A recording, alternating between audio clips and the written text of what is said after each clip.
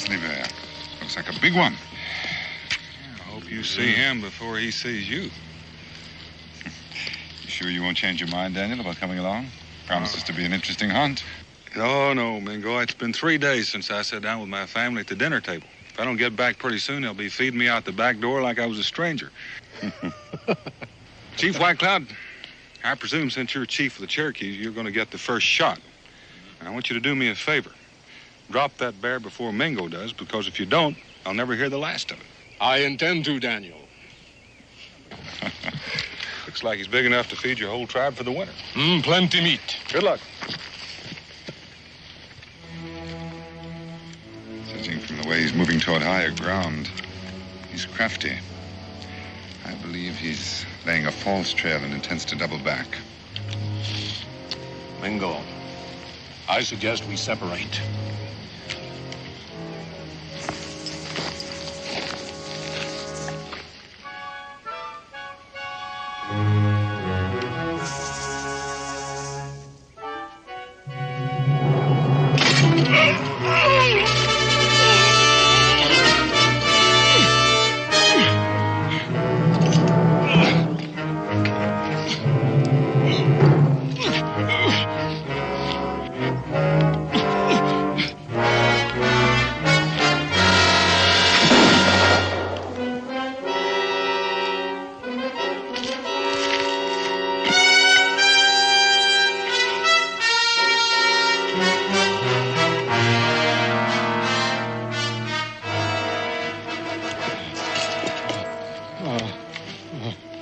Mingo, man.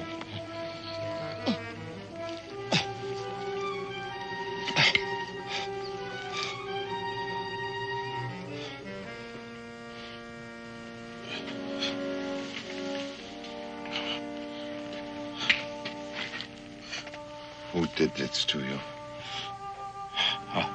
A white man. One who looks from the red man with eyes of hate.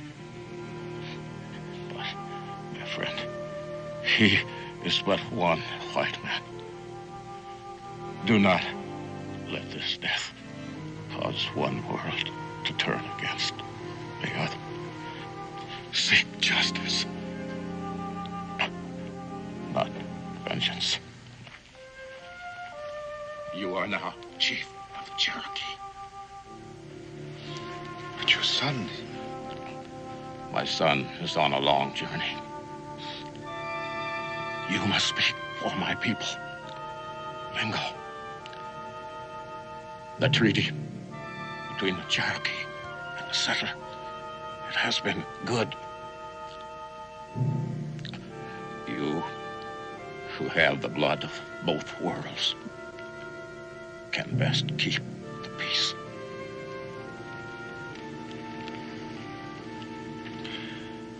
It will be difficult when the braves find out it was a white man.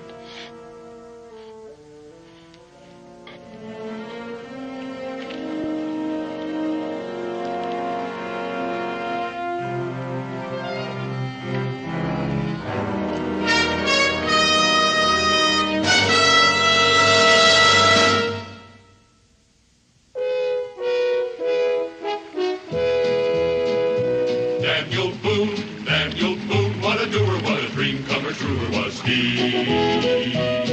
From the coonskin cap on the top of old Dan to the heel of his rawhide shoe, the ripidest, roaringest, fightingest man the frontier ever knew. Oh, Daniel Boone was a man, yes, a big man, with an eye like an eagle and as tall as a mountain was he. Oh, Daniel Boone was a man, yes, a big man, and he fought for America to make all Americans free. Daniel Boone was a doer, what a dream comer, truer was he. Daniel Boone, Daniel Boone.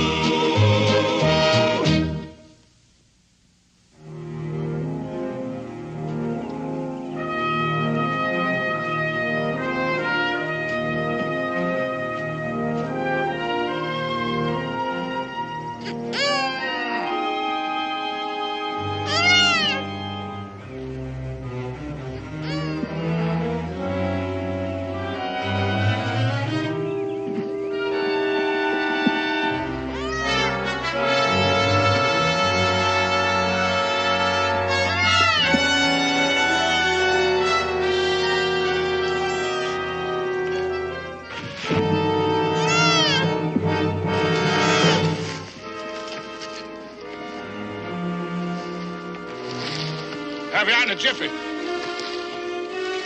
Stay put, mule. Stay put. Back, back.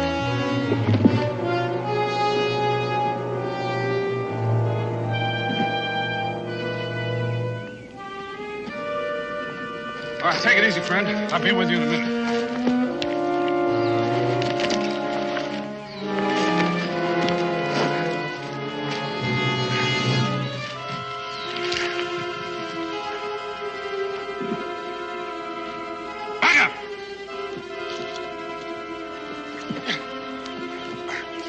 Get your hand on it. Here! Easy, friend. Easy.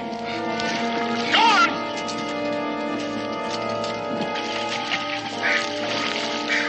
All right.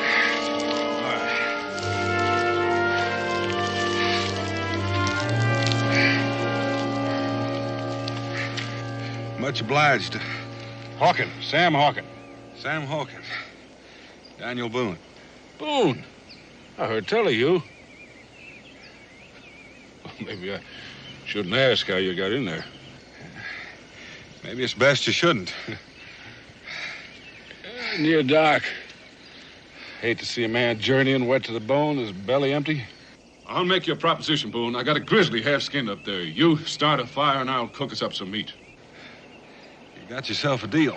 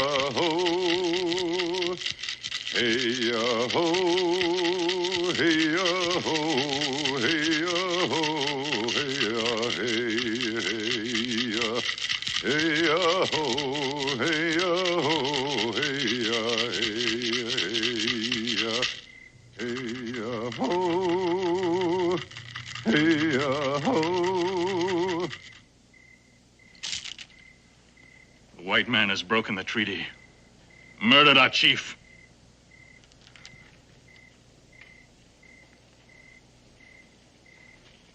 Spit in the face of the Cherokee. There will be no war paint. The treaty will be honored. It was the wish of White Cloud. Honor? Where is the white man's honor? He who killed our chief must face Cherokee justice. One man. Yes, I agree. The murderer will be brought to Cherokee justice. He will lose himself in the white man's world. Hide behind the walls of Boonesboro. But you, who walk among the whites as one of them, live and think as they do, you are not true Cherokee.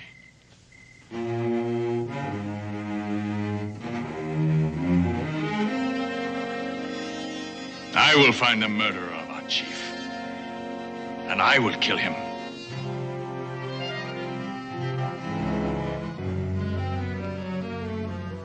I will find him.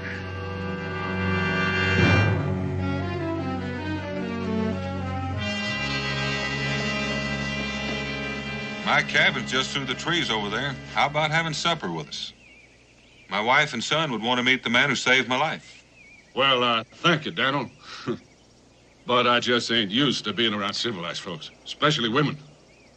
I've been out in the wilds too long. I figure my manners still are.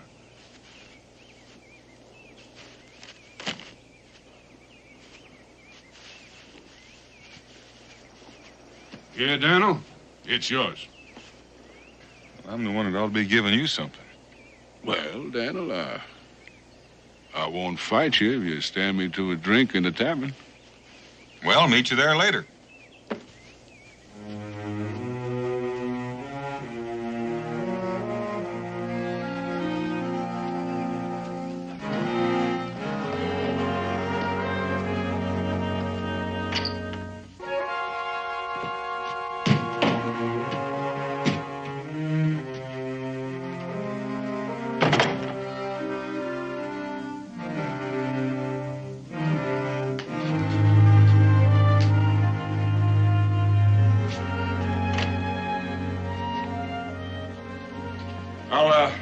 bargain with you on those skins after a drink. All right, sir. What'll it be?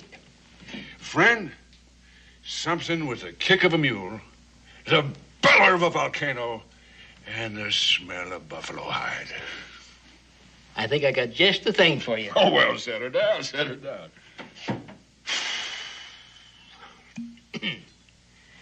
There you go.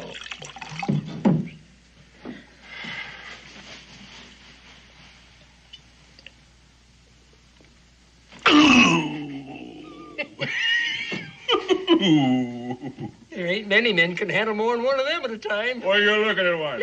Name of Sam Hogan. Yeah, Cincinnati's here. Join me. Much obliged. Well, how's trapping these days? Don't get any on you.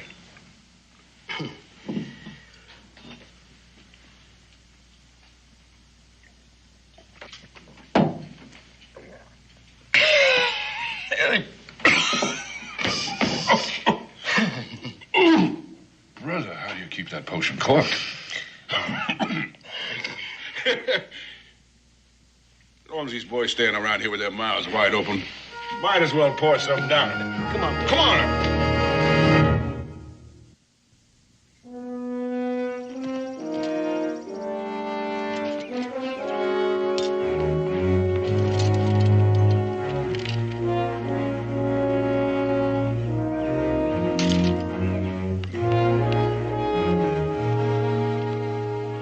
Look, Cincinnati, let's you and me have another. You really want another one, huh? Sure do.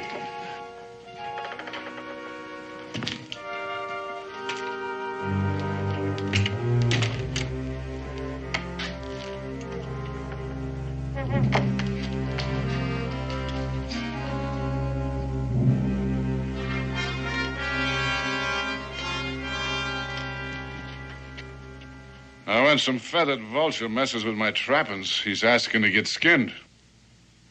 Elk? Rare in this part of the country. The only elk existing in this territory are in Cherokee land. Well, now, what makes you think so, Injun? Only a few migrated to the north of here last year due to a shortage of food. White hunters killed most of them. Those that survived the slaughter found sanctuary on Cherokee hunting grounds. The Indian kills only what he needs. Well, now, that's none of your nose, Injun, but that's just where I come from. North. There's elk so thick up there, they warm themselves at your campfire. I took this skin 4 days ago, north of here.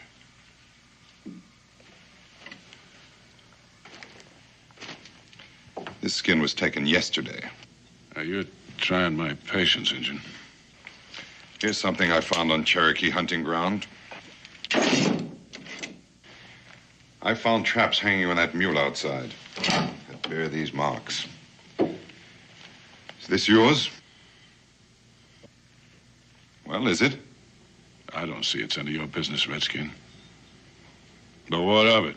Now, Mr. Hawkin, Mingo here's a friend in the tavern. He don't want to make no trouble. He'd like to prevent it, I'm certain. I reckon that Mr. Hawkin didn't know nothing about the treaty, Mingo. I don't imagine it would make a great deal of difference to him if he did.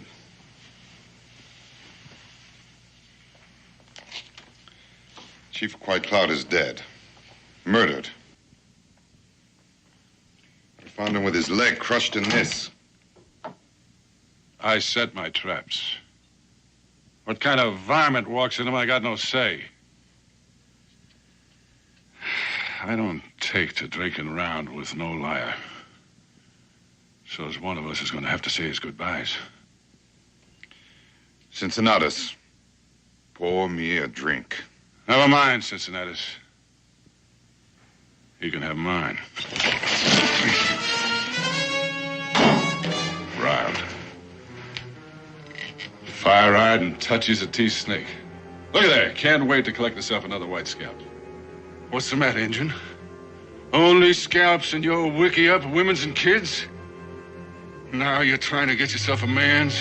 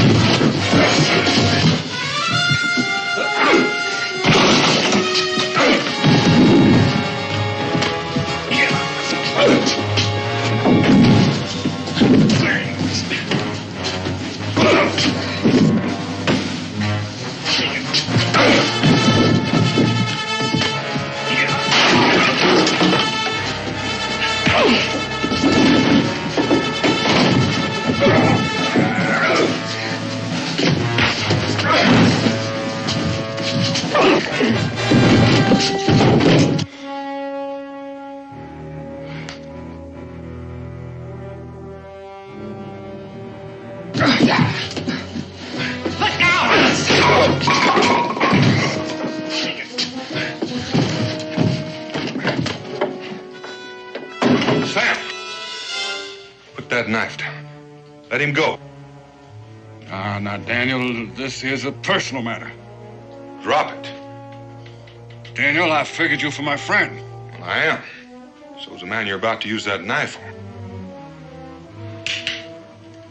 Like I said, he's a friend.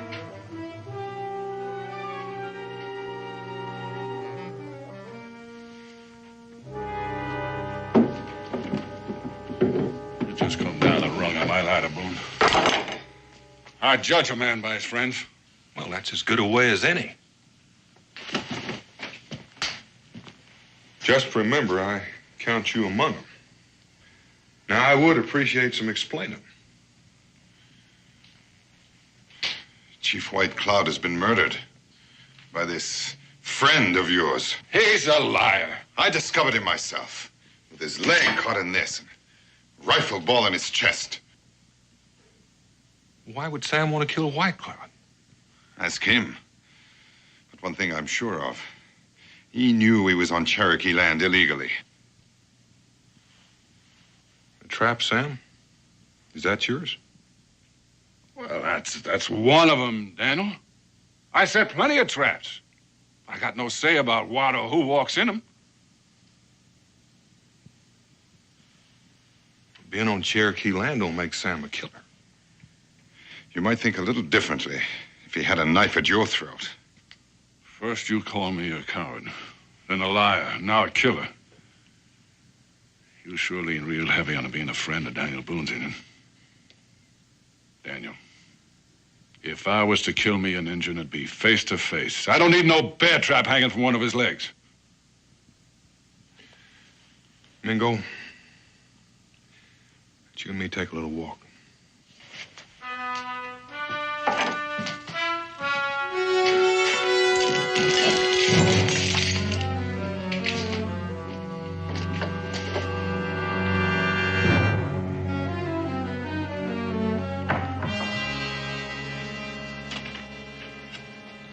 Mingo, those are mighty strong charges.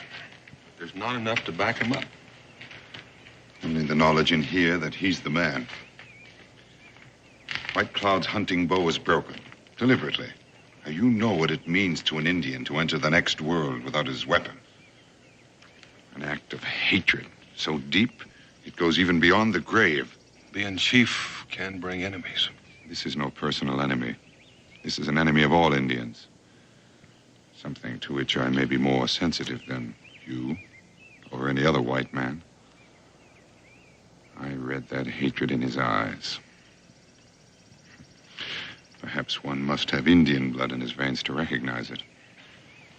That's hardly evidence that'd stand up in a court of law. There's never enough evidence in a white man's court to convict a white man of killing an Indian. Well, with the evidence we have, he'll get a fair trial under Cherokee law. Based only on the evidence. No, there's too much emotion here, Mingo. He could only get a fair trial someplace else. Daniel, there's a part of me that's been too long neglected.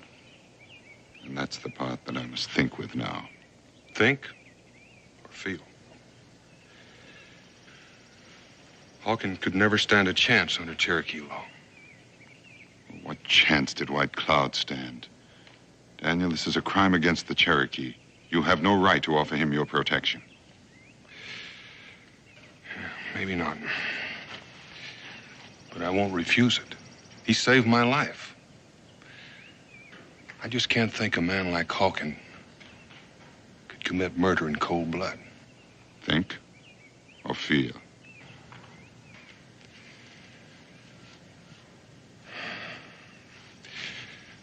Explain to the new chief how I stand. You already have. While White Cloud's son is away, I am the chief. Taking quite a big load on your shoulders. I don't know what I'd do if I were in your place. I do.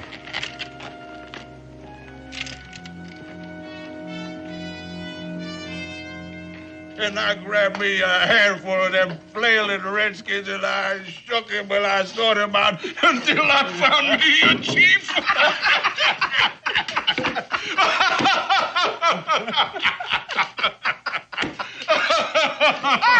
I tell you, that was just a funny thing.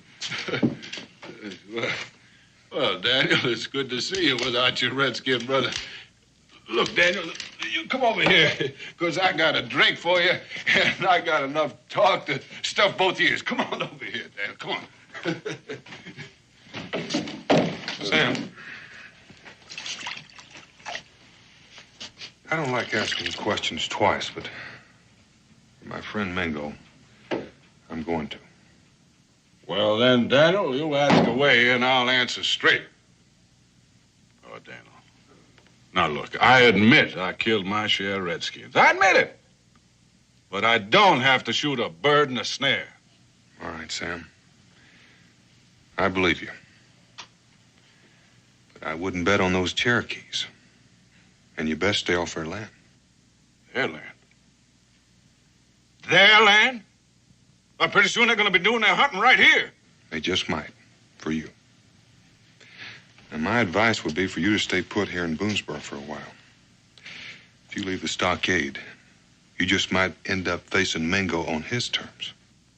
Now, look here, Daniel. I ain't a man to live neath a roof or back of fences. And I ain't never curled my tail under for no man, and I ain't starting now. Besides, Daniel, they don't worry me none. They worry me. Well, Daniel, for you, I'd dig a hole and I'd pull it in after me. I would. Now, come on. Drink up.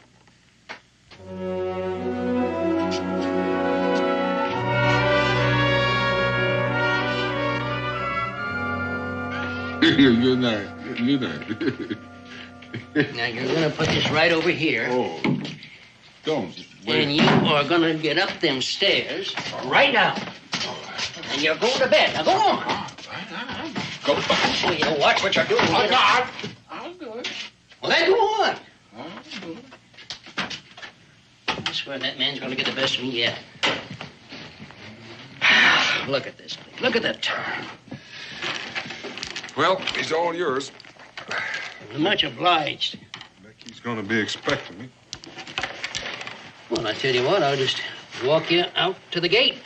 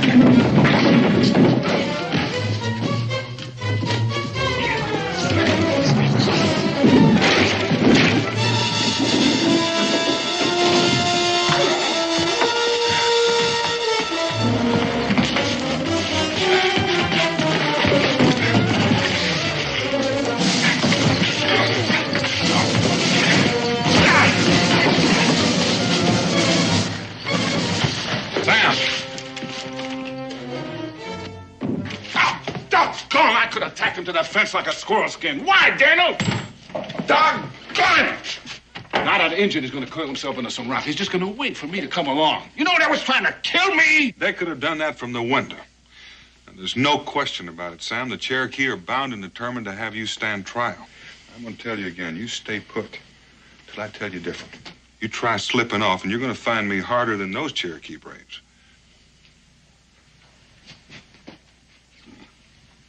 No. Thanks, Daniel, for plucking them redskins out of me. It's return the favor, Sam. Well, I reckon that little old bed's gonna sleep just dandy. Oh. That Hawkin fella. The next drink he gets from me is going to be turpentine. Isn't that what you always serve?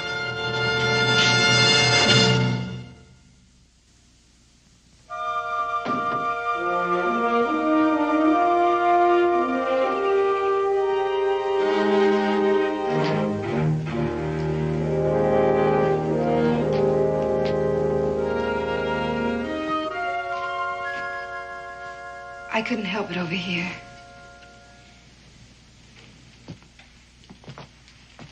Dan, what are you going to do? Don't have much choice, Becky. With the Cherokee Council demanding that Hawkins stand trial. But they're already sure he's guilty. That's right. You can't let that happen. No, Becky, I can't.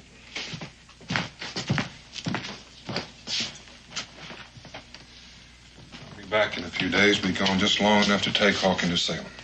But won't Mingo and his braves try to stop you? You'll try, Becky.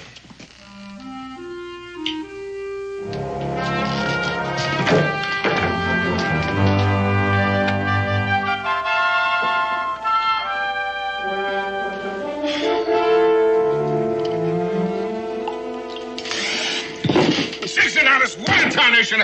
That tastes like you wrung out some moccasins in it. It's coffee with my own recipe for a whiskey aching head. What's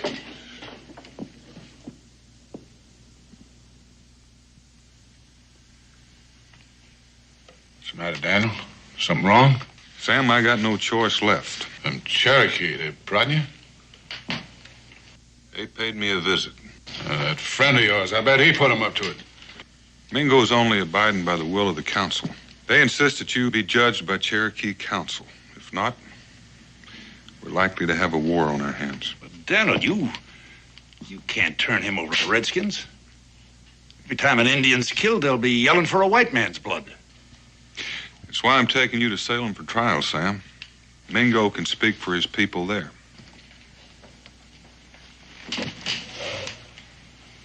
A court of law? Jail? Maybe. Till your trial comes up.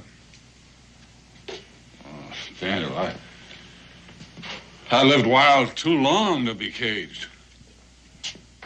I like sleeping under the sky, waking up with the sun in my face. Only thing in this life I'm afraid of is four walls and a locked door.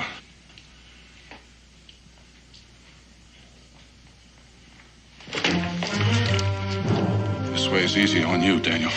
I've taken the decision right out of your hands. There's too much at stake for you just to walk away, Sam. Well, like I said, I ain't the one to be caged. Daniel, I reckon I won't be needing this in Salem, Daniel.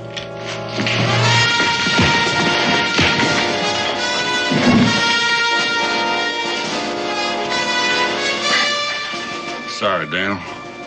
Kentuck's getting too small for me. Bye, friend.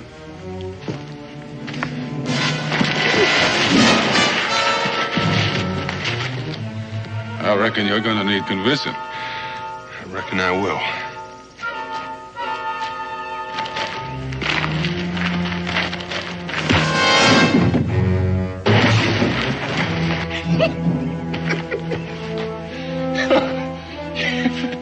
If there's one thing I can't do more than strong whiskey, it's a good fight. And I guess I found me one.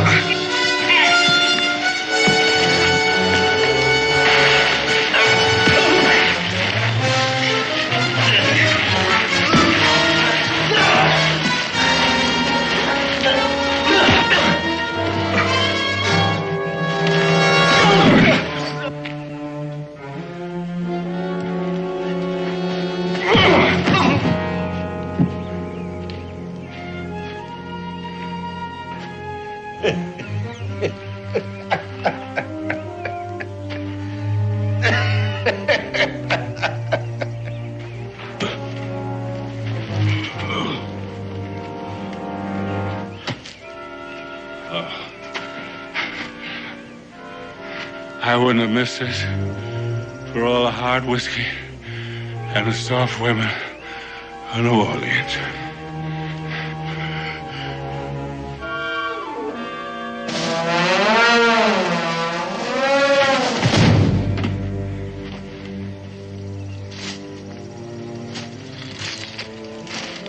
Hold up, Sam. You're gonna get your feet wet. Well, you're sure taking a roundabout way to lose that Mingo. It may not be the shortest, but it's the safest.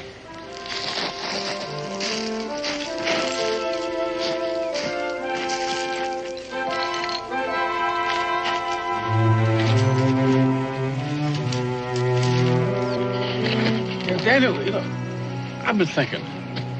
Now, this Indian friend of yours, now, he's got a real way with words. Now, supposing that judge in Salem believes him instead of me, I can outfight any Indian, but he's handy with talking and most with a tomahawk. Well, nobody gets judged just on talk, only on proof.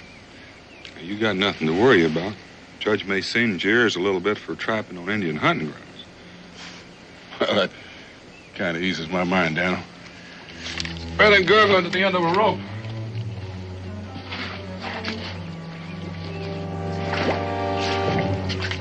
Around that rock.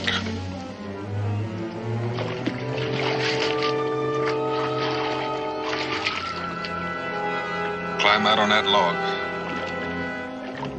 Doggone, Daniel, but we're going back the same way we come. Like you said, Sam, we're gonna go the roundabout way. Back into the water on that log.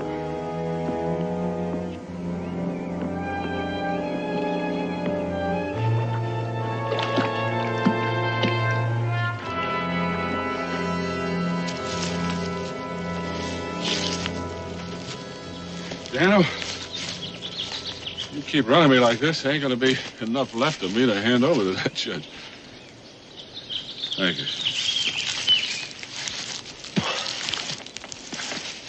Oh. Are you sure must hold that half-breed hide? I do. Yeah, well, Cincinnati's told me they only wore moccasins on his mother's side. But just being part Indian sours the whole barrel.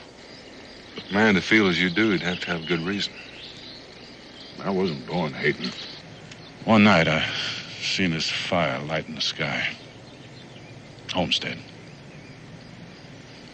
Time I got there, it was near burned out. Indians torched it. I drug out an old woman. So small, why, you could hold her in the cup of your hand. Delicate like a hummingbird. Not enough breath in her to blow out a candle. From the signs, there was 5 of them. So I put the old woman in the ground and said a few words over her. And then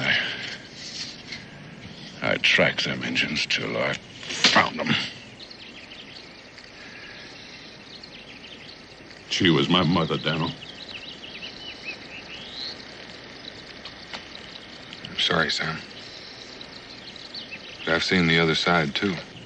The only thing that makes Indians different than wolves and snakes are 2 legs. They ain't people, Daniel, not like you and me.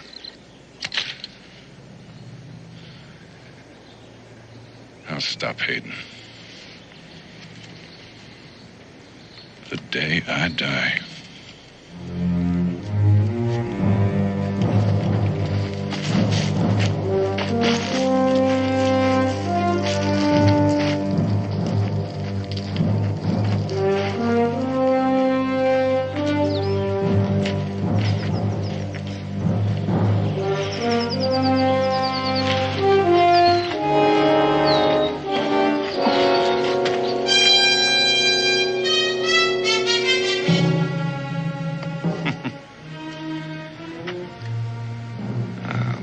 Upstream or down?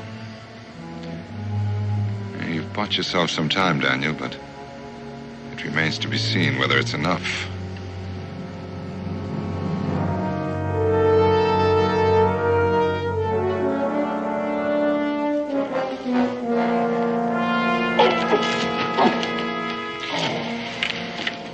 What's the matter?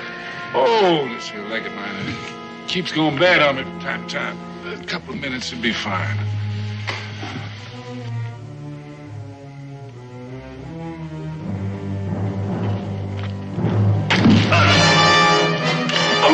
No, Daniel. That arrow could just as easily have gone into his heart. He's going back for a Cherokee trial.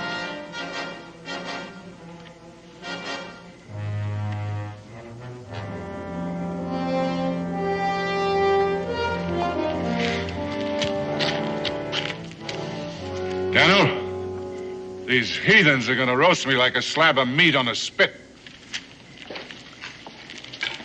It's the decision of the council, Daniel. There's nothing either of us can do about it now. He was tried and found guilty by a Cherokee law. There's another Cherokee law, Mingo, that says the decision of the council can be tested by a trial of combat. Hawken is wounded. I'm not. You can tell the council I'll meet any brave of their choice. You're a fool to risk your life, Daniel, for a cold-blooded killer. Neither of us knows that he's a killer, Mingo. What is being risked are the lives of many people, your people as well as mine. This could break the treaty.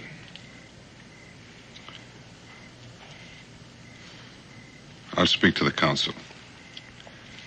The decision is theirs.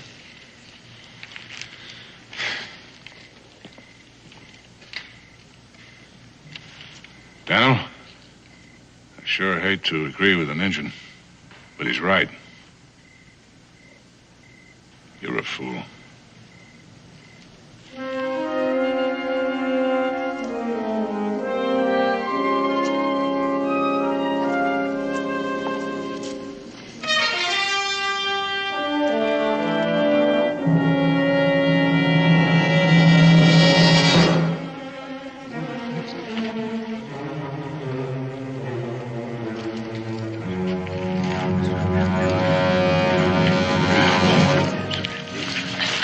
We have chosen a warrior to defend Cherokee honor.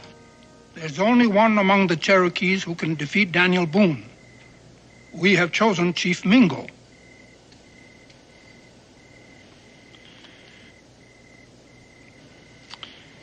The council honors me in its choice. I will defend the right of the Cherokee with all the skill and strength at my command. And with your life. It will be a fight to the death. You or Boone must die.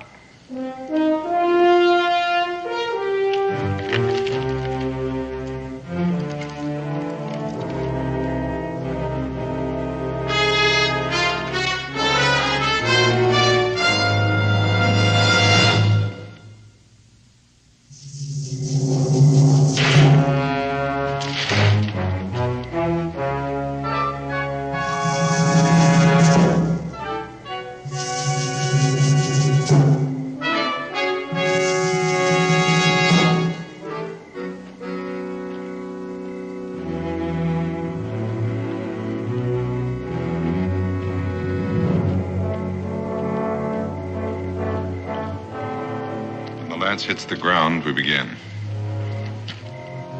By the time it burns out, one of us must be dead. Or we both die.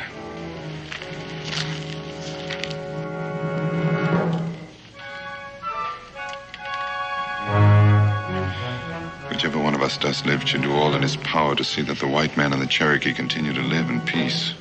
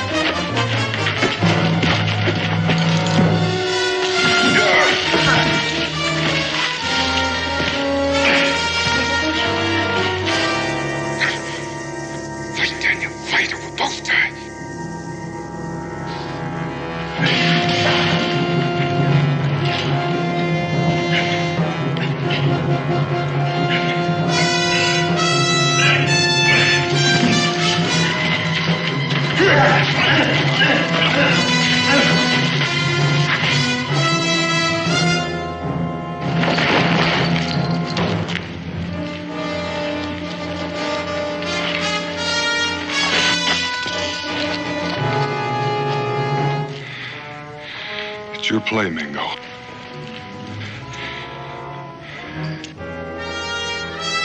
You'd best make it.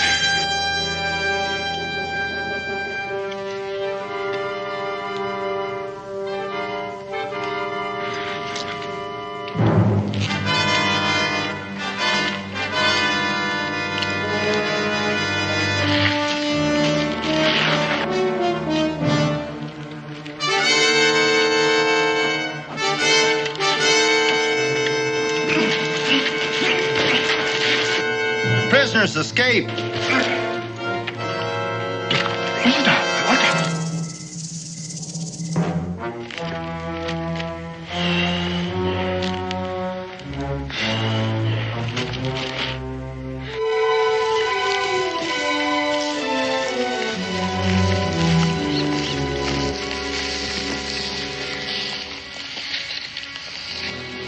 Heading for Shawnee country. And if you'll follow toward the river, I'll cut over behind the hill and approach from the other side, just in case he's planned an ambush.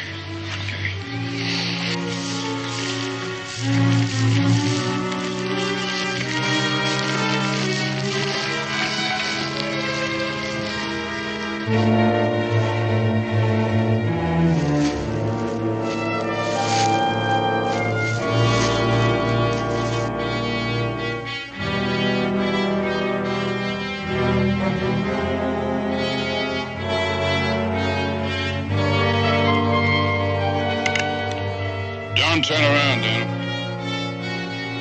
No. Ease your rifle to the ground.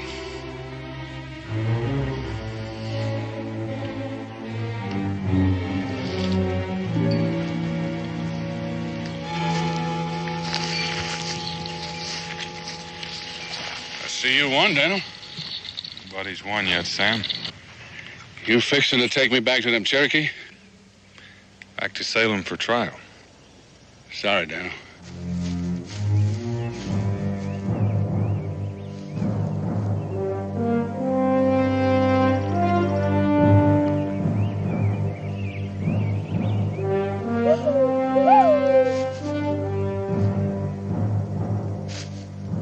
I was hoping you'd kill that silk-tongued half-breed. He's warning us.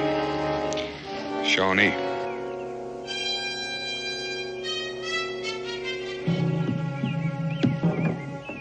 Best clear out of here before they spot us. Where to, General? Shawnee up ahead and Cherokee still making a dance around my ashes. I figure I'll take my chances with the Shawnee with a rifle in my hands. I'm beholden to you, Daniel, for saving my hide from that Cherokee fire. It ain't a man's way to die. At least a half a dozen of them, Sam. You're gonna need help. Yeah. Yeah, Daniel, together we can make them turn tail and run like squealing squaws. Fetch your rifle, Daniel.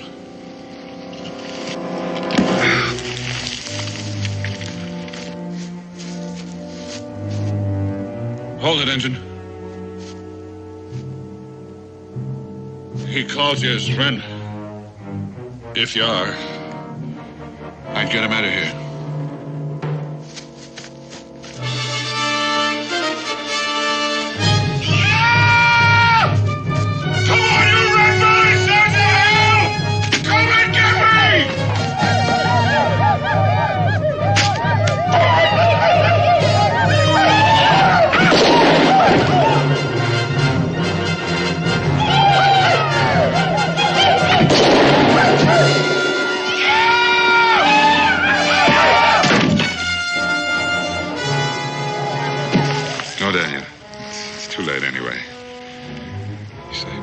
Once, Mingo. I saved it again.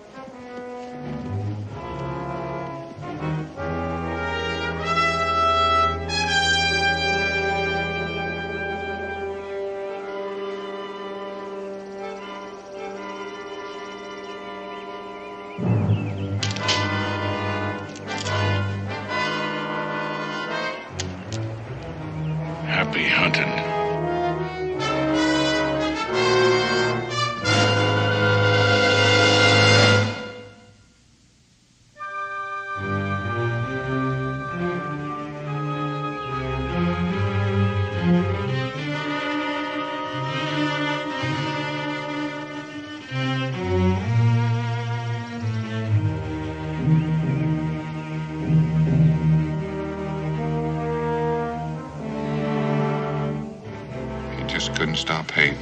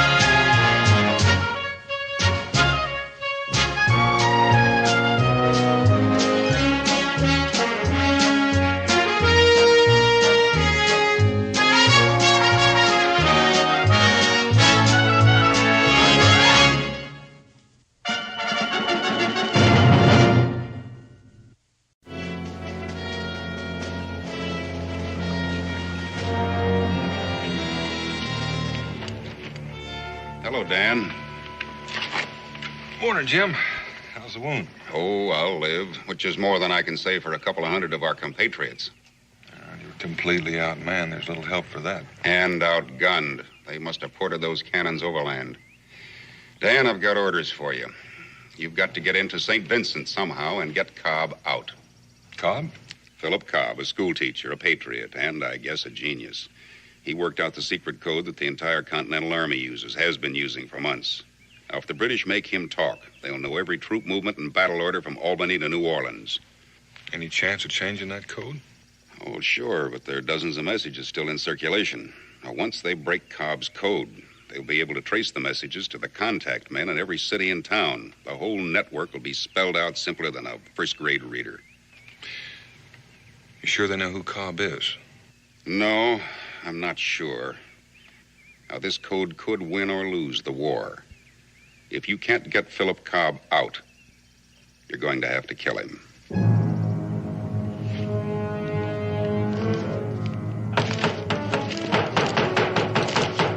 Professor Cobb! Professor!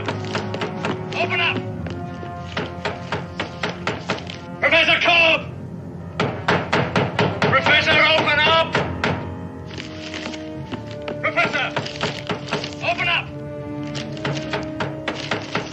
Professor Cobb! Professor, open up! All right, break it in.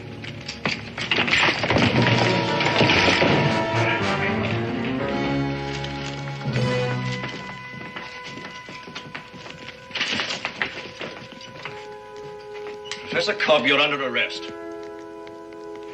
I know. And you also know that the city has been under British military authority since 8 o'clock this morning. It is under that authority that I order you to turn over all notes, papers, and memoranda in your possession. There are no such things in my possession any longer. There they are.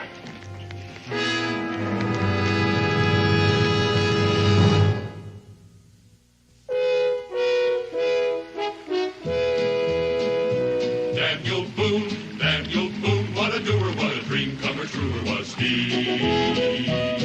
From the coonskin cap on the top of old Dan to the heel of his rawhide shoe, the ripidest, roaringest, fightingest man the frontier ever knew. Oh, Daniel Boone was a man, yes, a big man, with an eye like an eagle and as tall as a mountain was he. Oh, Daniel Boone was a man, yes, a big man, and he fought for America to make all Americans free. Daniel Boone was a doer, what a dream comer, truer was he. Daniel Boone, Daniel Boone.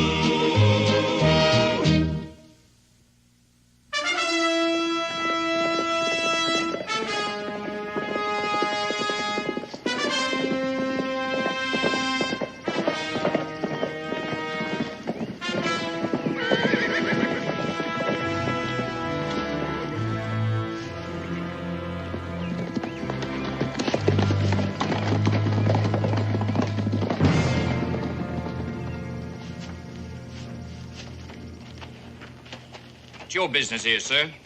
Any kind of heavy work that needs doing. Carrying brick, chopping wood, loading wagons. Town looks deserted. Where is everybody? Staying in our homes out of trouble.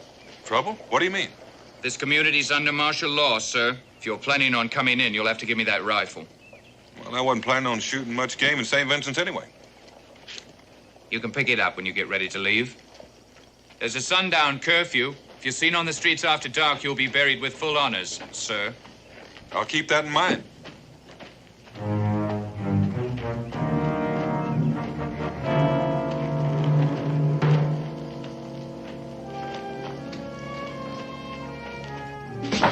How's the bread business? Daniel Boone. Hey, when'd you get here? Just now. Any trouble getting in? No. You hungry? You still making those hot cross buns with the honey on top? Sit down. Hot out of the oven, Daniel. How's the family? Wonderful. How's yours? Oh, everybody's fine around here except for what's going on out there. A barrier at the edge of town. How many men are usually on it? Just the ones you've seen there. Where's the main encampment? About 3 miles out. They haven't built a stockade yet. Hey, you're not planning on going out there, are you? It depends. What do you know about a man named Cobb? Oh, school teacher? You know, I thought there's something funny about all of that. You here to see him? Yeah. What's funny? The funny thing is that they bothered with him at all. They're not holding him at the encampment. I saw him this morning at the Clifford house when I delivered bread. Is that the end? They're holding him in a room on the 2nd floor. There's a couple of soldiers and an officer. Was he all right when you saw him this morning? Looked kind of pale. Only saw him for a second. They're bringing him out of the schoolroom. Hey, Daniel, what's so all-fired military about a school teacher? Take my word for it. He's important.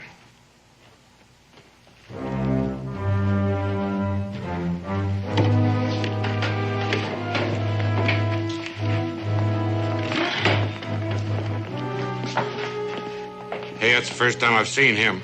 Bert. Colonel George Bert.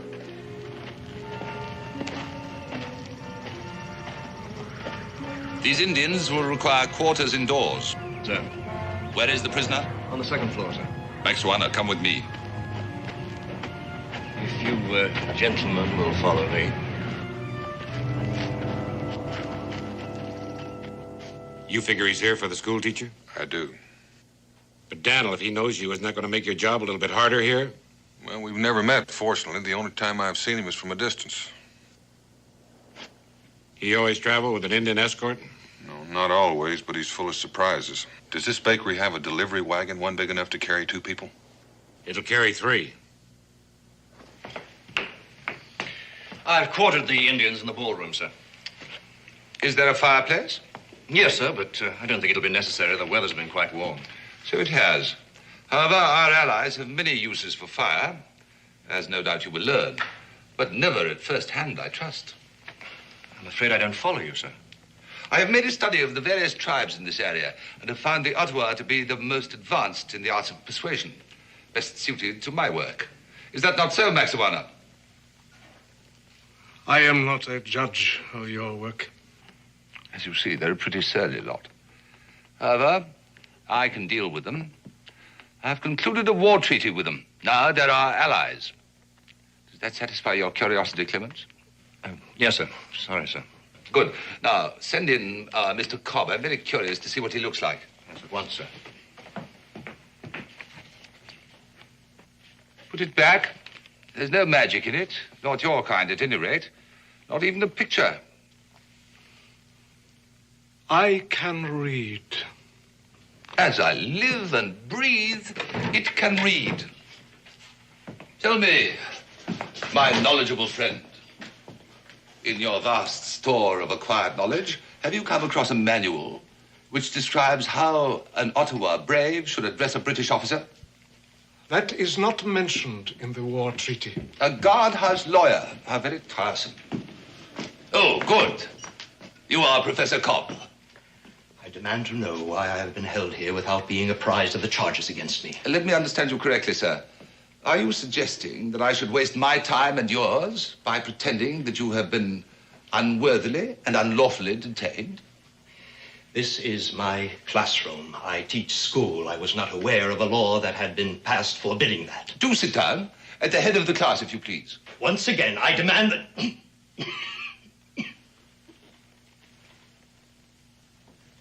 What's the use?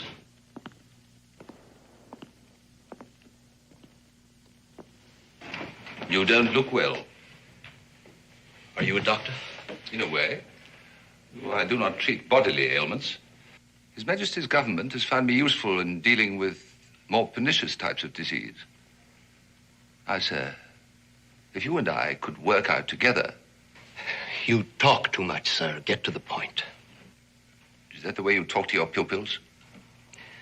My pupils, sir, range in age from 6 to 14. I should think a man of your age would know better. I teach the English language. I presume you are an Englishman. Yes, and you, sir, are impertinent. Which of us is the impertinent one is a matter of opinion, Colonel. In any case, I fail to see that I have a great deal to lose, whatever my attitude. Not a great deal, as you say. Particularly since you've already lost your wife and son in this idiotic rebellion. You, sir, are not only impertinent, you're an insensitive boor. My wife and son are none of your affair. But you are, Professor. You are. I have traveled a great distance to devote myself exclusively to you. Are you going to be reasonable? About what? I have been authorized to make the following proposition to you. Upon delivery of your code, you are to be paid a draft upon the Bank of England in the sum of £10,000 sterling. You are to be set free, and no further claims or demands to be made upon you. 10,000. That's truly splendid. A man could live out his life very happily with 10,000. Too bad. Mr. Cobb, I have here in my possession captured documents which prove beyond any shadow of a doubt that you are the author of this code. I see. Now, sir, your answer. No. Your final answer?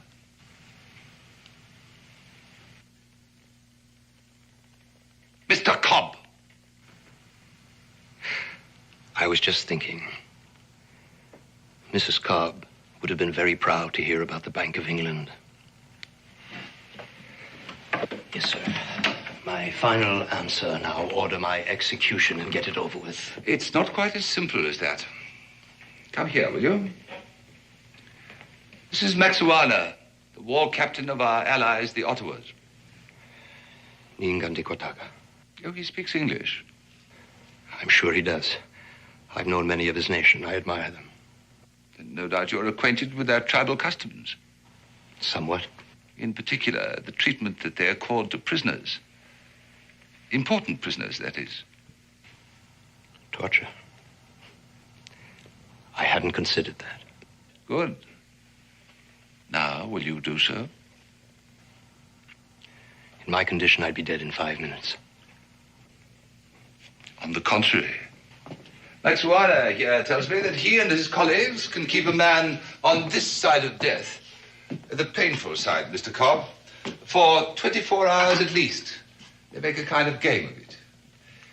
They call it a ritual. It's part of their religion. The prisoner is treated as an honored guest at a great feast. He is alternately tortured and fed. During his rest periods, he is expected to propose toasts, tell stories, share jokes with his tormentors. All this, of course, depends upon his ability to withstand pain. Now, in your case, Mr. Cobb, I suspect that when your time off comes, you will be screaming for mercy, begging for them to kill you and all that sort of thing. Now, why subject yourself to such misery? Tell Mr. Cobb that what I say is true. That if I order it, he will carry out the tortures I've described. What he says is true. I will do as he orders. It is mentioned in the war treaty. I'll give you some time to think it over. A little time. Guard! Give me what I ask, and I will send this savage away.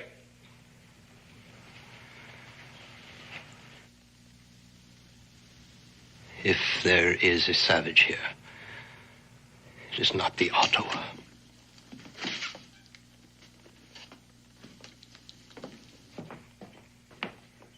Take him back.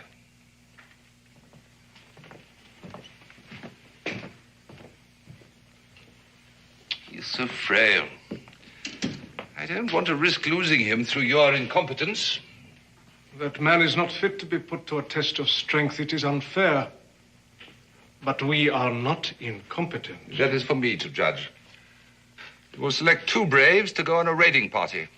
For what purpose? You see these? A few members of your race have served the crown well enough to earn them. You will never be one of those few until you learn to do as you are told. I have no wish to be an officer. And I am not your body servant. You will tell them to proceed upstream about 10 miles to a village called Kimberley. You will enter the village under cover of darkness. They will capture this person and bring him to me here.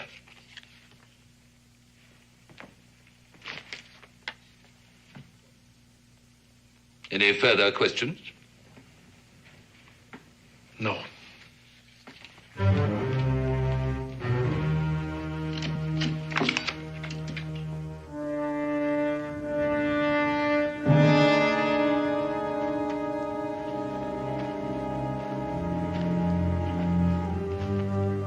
It's 5 minutes up and back.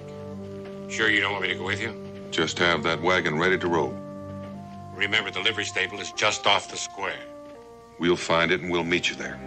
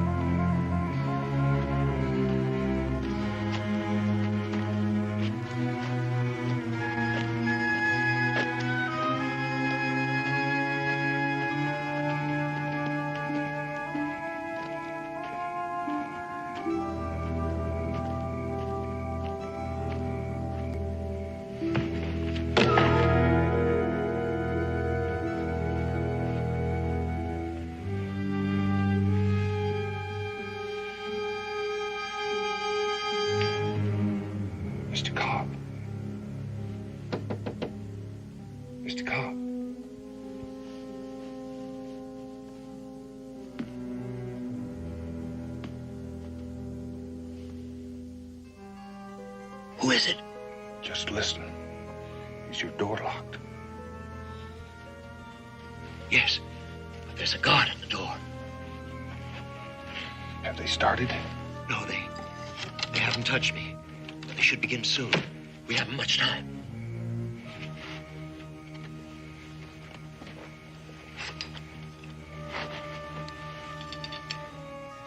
This shouldn't take long.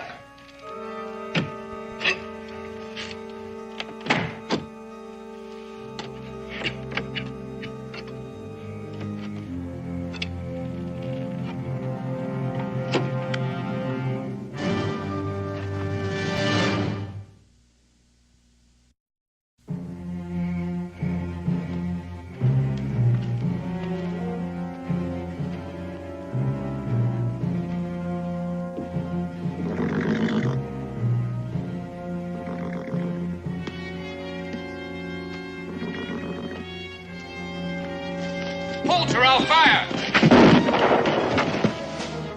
Captain! Captain!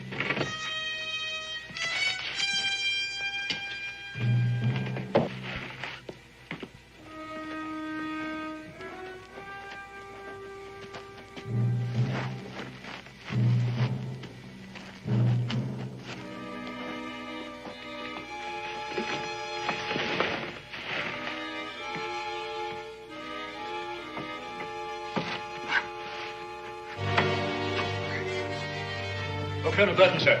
We apprehended this man carrying a coded message. His name's Wingate, a local citizen. Where did you get the message?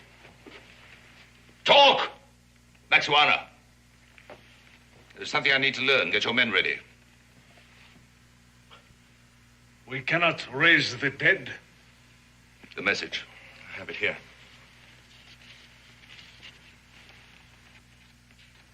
This is too carefully worked out to be a forgery.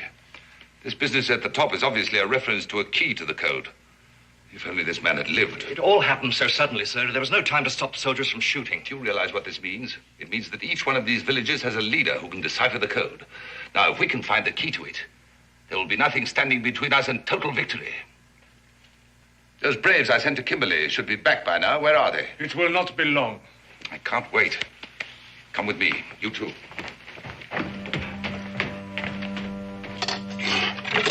You think you can get the boards off in time? You just keep watching that door. Unlock it.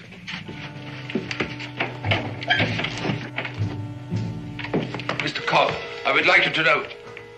Get away from that window. I said get away from the window. What's going on here? If you're thinking of trying to escape, Mr. Cobb, we have soldiers posted below.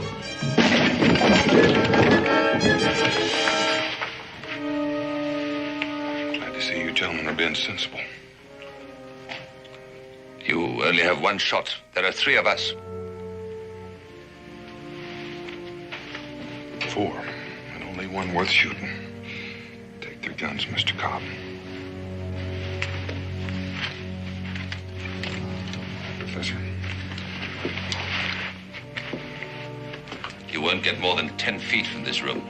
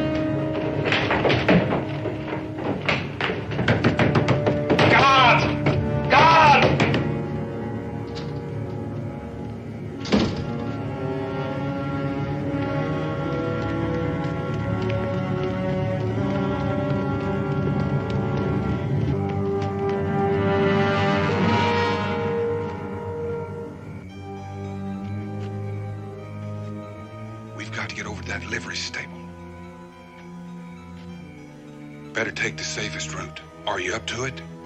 I'll try.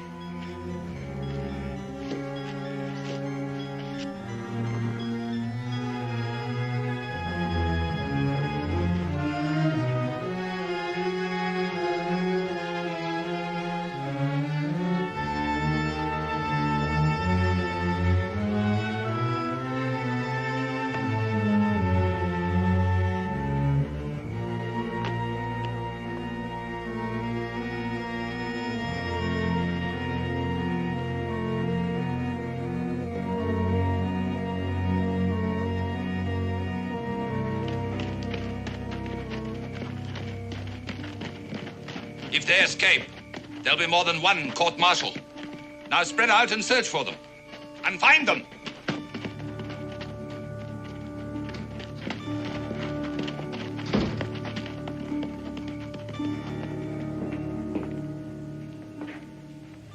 Well? My braves have returned from Kimberley. They have done as you ordered. Oh, well done for a change. Bring him along.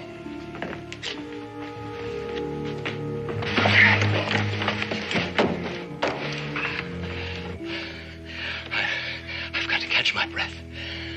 I gotta get down on the other side of this building. My friend will see us at the stable, bring the wagon out. We'll make a run for it, jump in, and leave this little town in a hurry. I'll do my best. Sure you will. Mr. Cobb! We were talking earlier about the matter of your sacrifices. There was one person that you neglected to mention. You still have one son remaining. Raymond Cobb, presently living with an aunt at Kimberley. Presently my prisoner, Mr. Cobb. Either you give me the code or your son will die, and in the manner which I have already described. I know you can hear me, Mr. Cobb. You remember our conversation about the Ottawa methods? He's lying. I've got to see. Even if it's true, Mr. Cobb, he's not the kind of man to keep his bargains. What are you talking about? You're far too valuable to the Continental Army. He'll never let you go, don't you know that? But he's got my son. We can't be sure. Father, don't come out! Do you hear me? Father, don't come out! Do it. Look, get away as best you can, please. I don't want to involve you in this. I can't do that. You're mad. I know how you feel, and I promise you I'll do everything I can to get your son free. My boy. You have a son? I have. Wife living? I have. I lost my wife when the river forts were shelled by the Continental Army, Mr. Boone. My oldest son, the first year of the war, fighting for that same army. 5 years. I gave 5 years when I could have been living comfortably in Maryland with a fine home for my wife, a university, a library, and my 2 sons growing up in an atmosphere where they would have known what the world is really like. I killed them all. No, you haven't. But unless you come with me, you'll kill your son, Mr. Cobb. And if I kill you, your son will be of no further use to Burton, and he will kill him. Believe me. Now, do we move, or do I squeeze this trigger?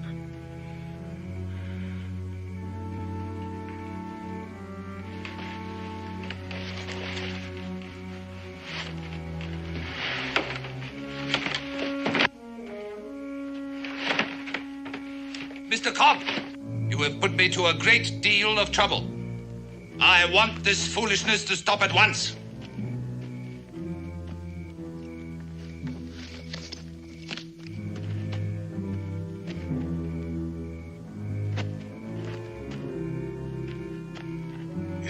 It's just a short run from here. Please, stay out of this. I don't want your death on my conscience. Here! Here I am! Don't shoot! Don't shoot! I'm all alone. The other man got away.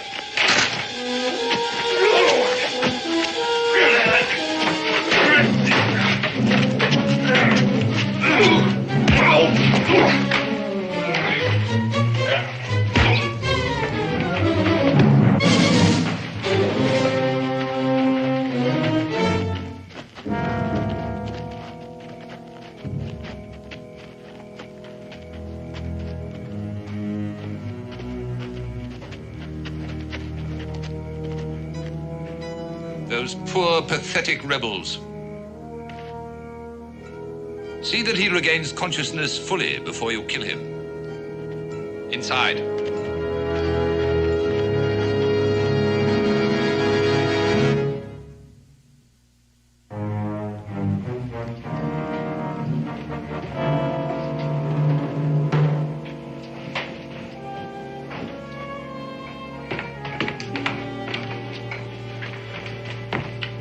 Well, as you see, your son is unharmed. Untie him and let him go home. All in good time. We intercepted this message tonight. We took it from a man named Wingate. Wingate? The barrel maker?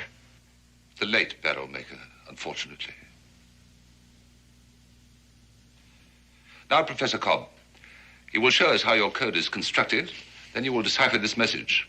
At that point, your son and you will be free to go. I do not think there is any need for further persuasion. Father, I'm not... What about this man? Obviously a spy.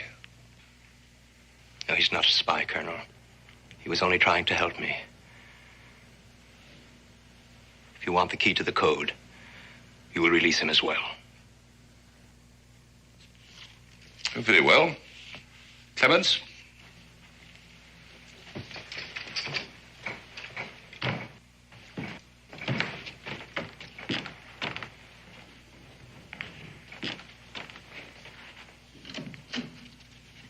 Kill this man now. I do not yet know about the boy. Among my people, a man who does not keep his word has no honor. You gave your word that this man would go free. Yes, I did. One has to do that kind of thing in wartime. Either you will do as you are told, or I will have you burned alive. It is mentioned in the war treaty.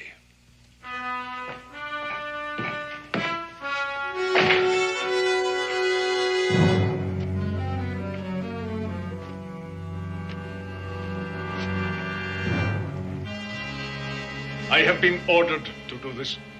You fear your white colonel more than you honor your ancestors. Why do you say this? The Ottawa pride themselves on their skill at the slow death. That is true. Aren't you a true Ottawa?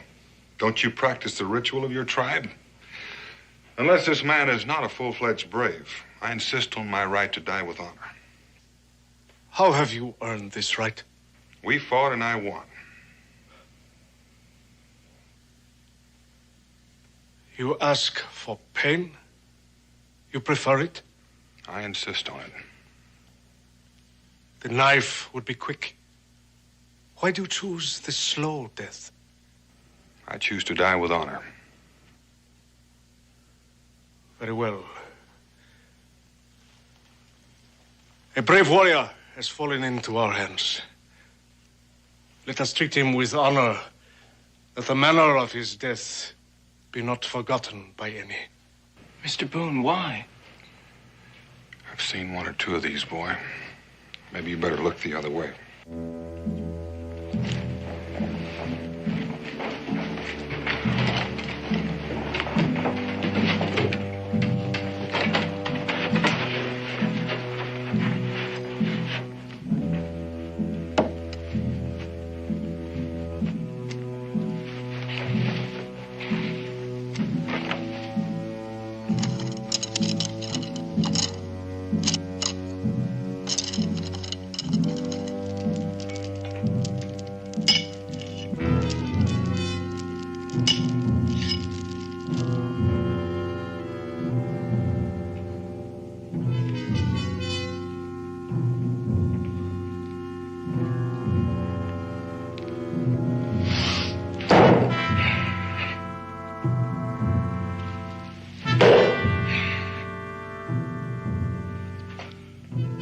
As long as the warrior maintains his hold on the war axe, the ceremony will continue. The moment he lets go, he dies.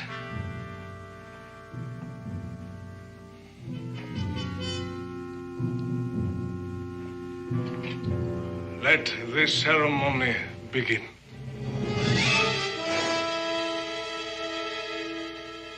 The warrior will partake of the ceremonial wine. I am honored.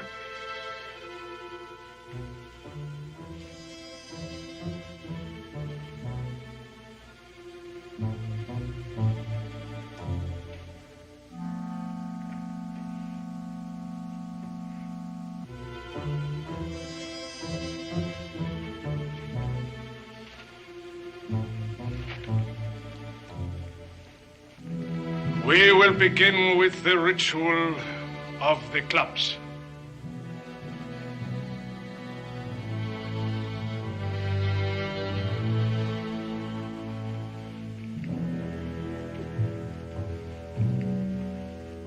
Your pardon is asked. You haven't?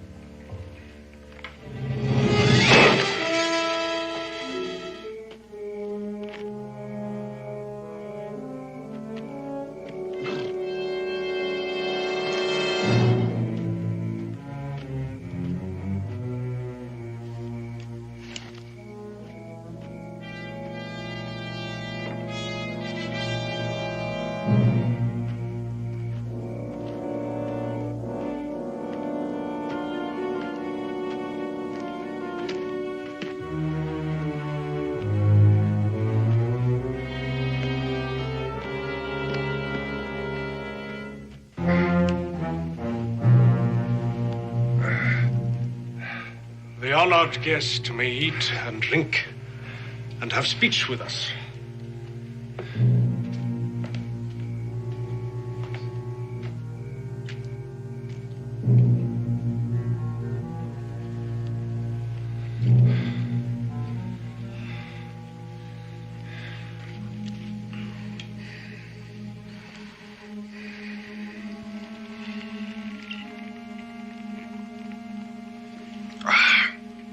Let me say at once, I'm proud to be the honored guest of the Ottawa.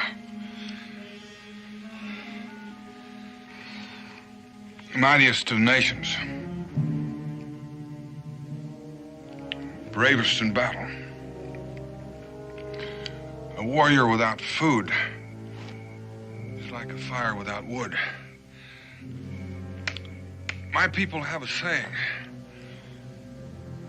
Baker of bread holds the key to all things. Among our people, the bakers of bread are women and old men. We have no such saying. Bread is our staff of life. We depend on the baker of bread. Without his help, we would surely die the slow death. Tell us of the red men who dwell near your home. Oh, mainly Cherokee, Shawnee. There's an amusing story about that. I think it's amusing anyway.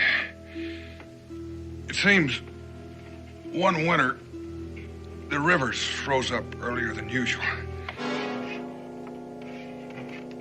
It is a relatively simple system. The English alphabet consists of 26 letters. Cryptography, the art of ciphering, is merely the substitution of one symbol for another. In the case of the Continental Code, it is letter for letter. Now, one may also use numbers, which makes it more difficult.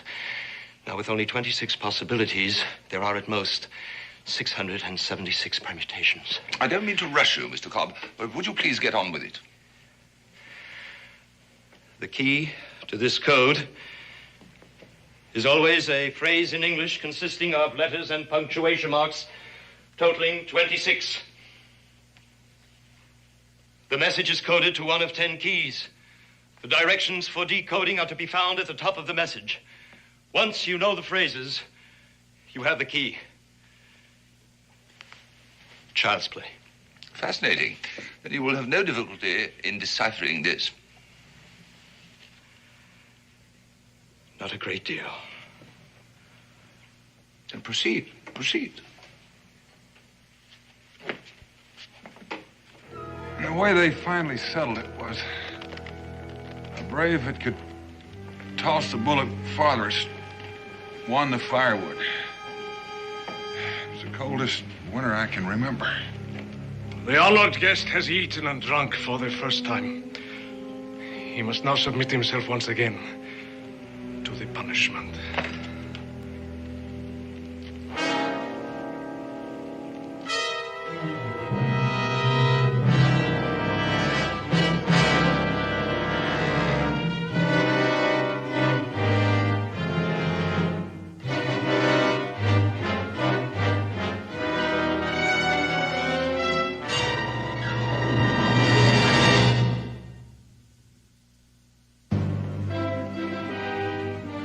Document number 3, line 3, phrase 3.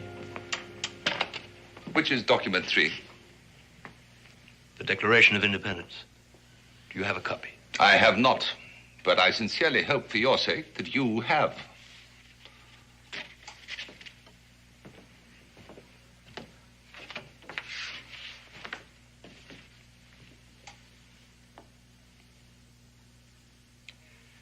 That all men are created equal.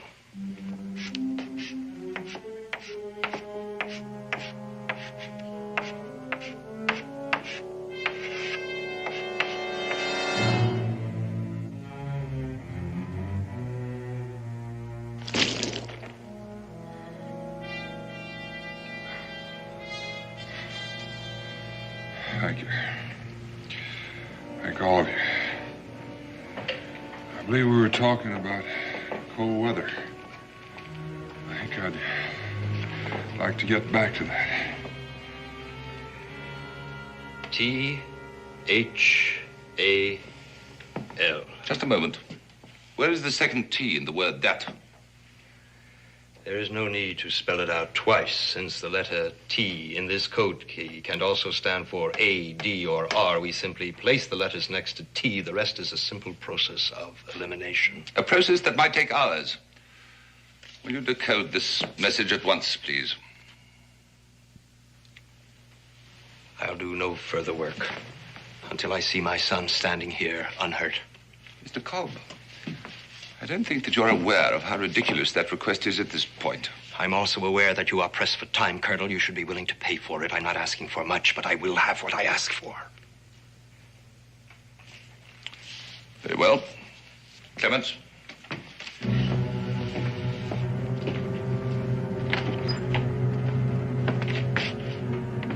Come with me.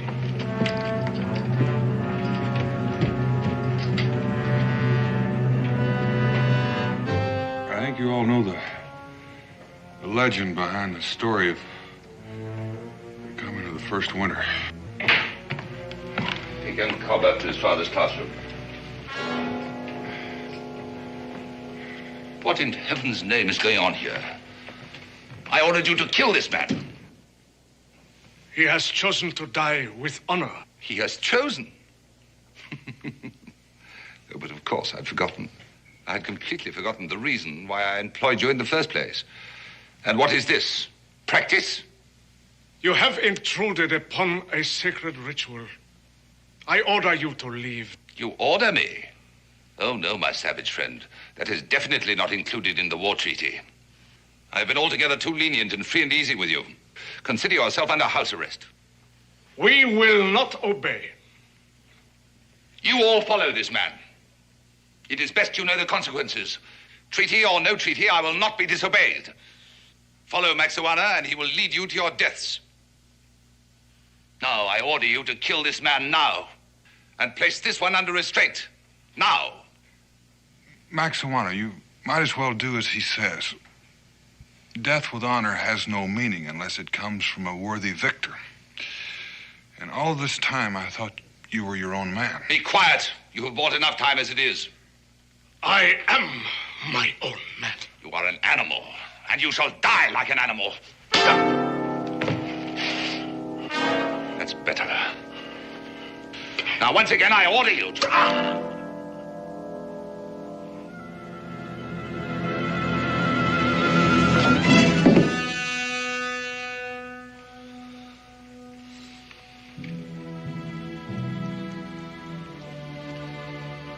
The ritual will continue. The legend of the first winter. The first man to walk the earth. I believe you call him Wajunkaga. We call him the baker of bread.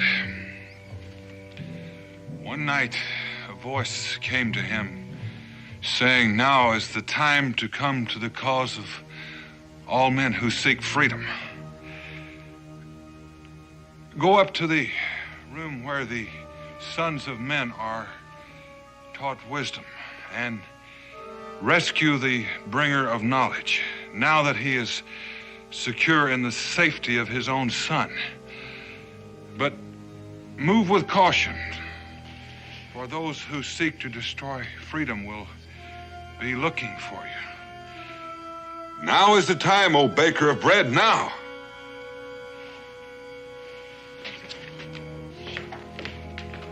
I do not understand.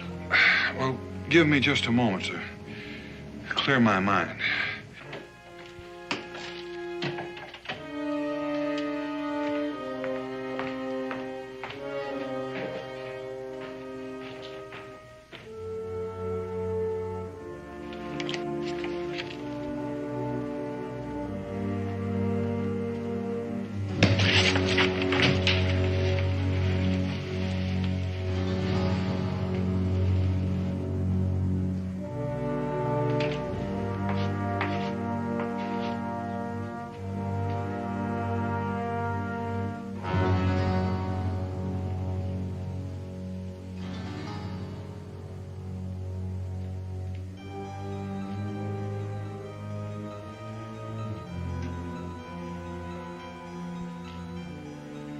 February what?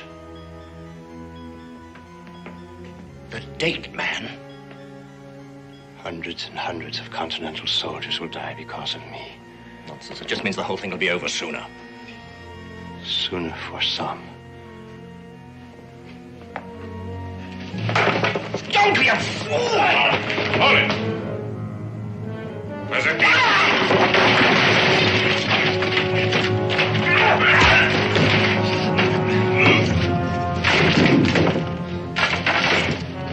well timed, Professor. Burton, he knows the key to the code. Burton's dead. Let's get out of here.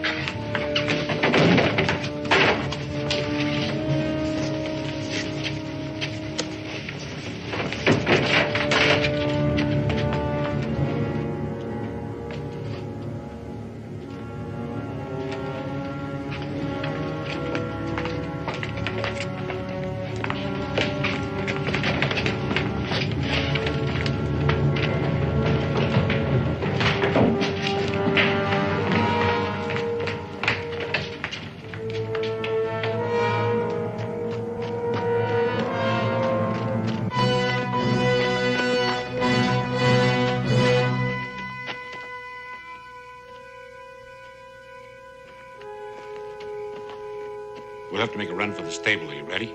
Come on. Hold! Hold, don't shoot!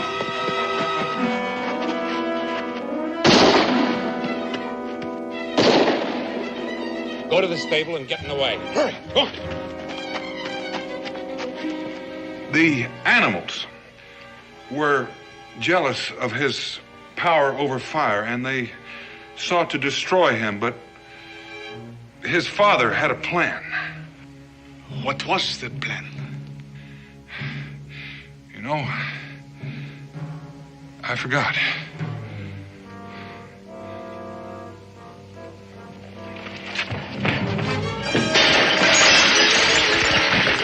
No. Let the brave warrior escape. He has earned it. And let us leave the dishonorable men to their own dishonor.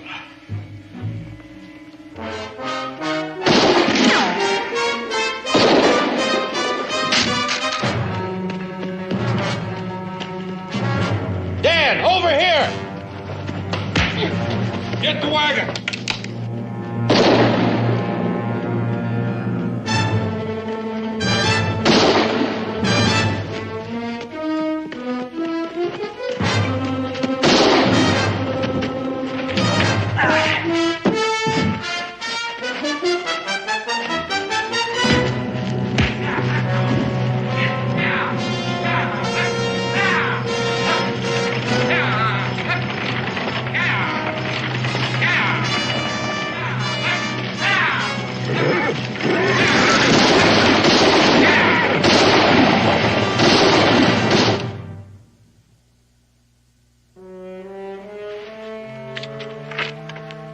We just got word. Clark has retaken St. Vincent.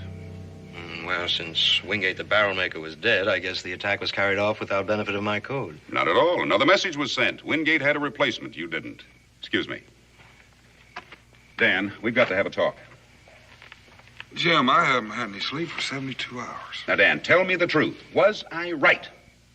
Would you ever, in this long and fruitful life, ever once kill a man in cold blood?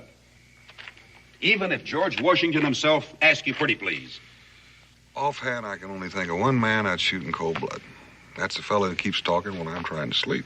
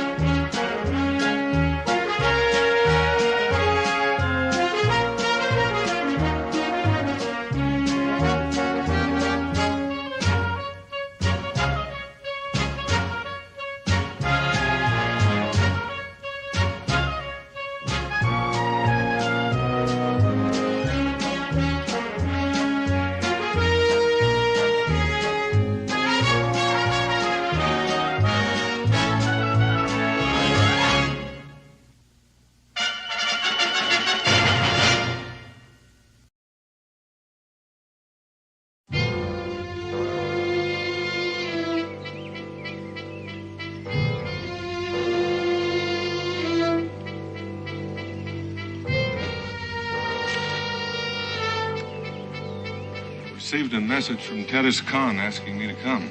It is nothing, dear cousin. I will attend to it. I will attend to it. Rest yourself. Boone! Boone. Welcome, Boone. Welcome.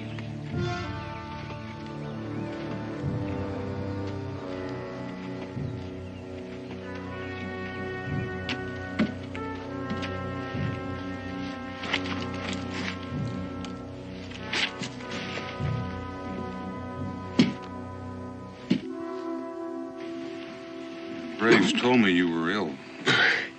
Much more than ill. Boone, I must ask a great favor of you. Get Lawana and bring her here quickly. It's that bad. Soon, my people will bury me. And unless Lawana is here, they will start to bury each other. For 15 years, she hasn't seen the land or faces of her people. Must we now beg her to return? I say she is no longer a Delaware. She's a white. And I want no white for my queen. I challenge the words of my cousin. Luana is my daughter, blood of my blood. Does council deny her the right to be queen? We do not deny her the right. We question her fitness. And what will answer your question? To see her for ourselves. You shall see her. Daniel Boone will bring her here. You can judge her for her fitness. Is it agreed?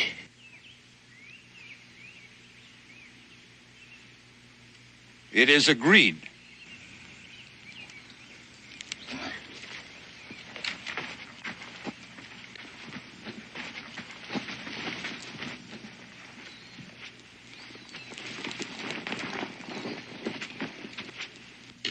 Do you remember why I asked you to take Lawana away many years ago?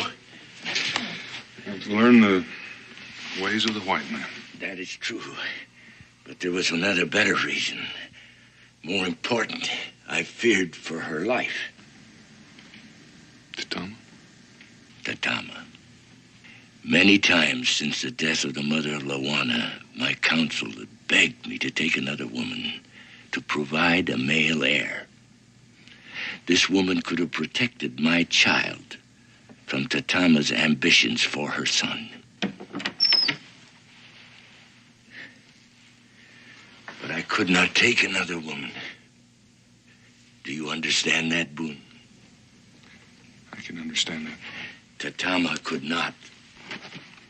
These are the wedding garments of the mother of Lawana. She must wear them when she comes back. She may not want to wear them. She may not want to come back. What then? Then Katoga will be chief. A fine young man, brave, intelligent, but his ears are full of the words of his mother, who lusts for power, and to prove that power, she will make war, and many of my people will die. Boone, it is the deepest wish of this old man to see his only child once more before he dies. Teddy's gone.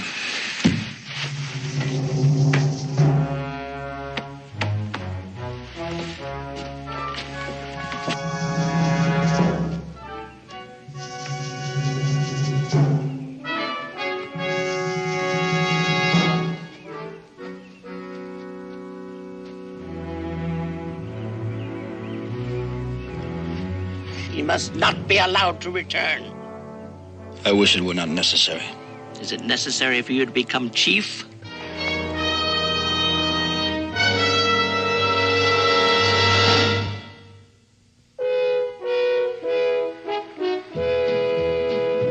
Daniel Boone, what a doer, what a dream comer, truer was he.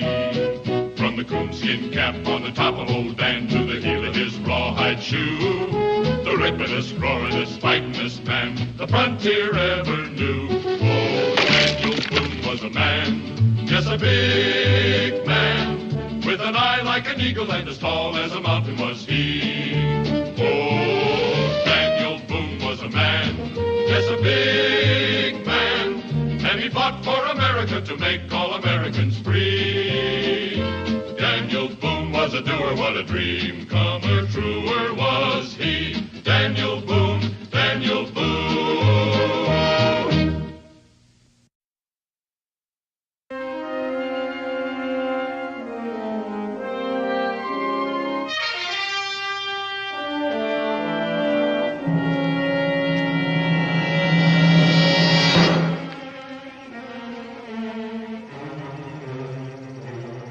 Hungry, Katoga?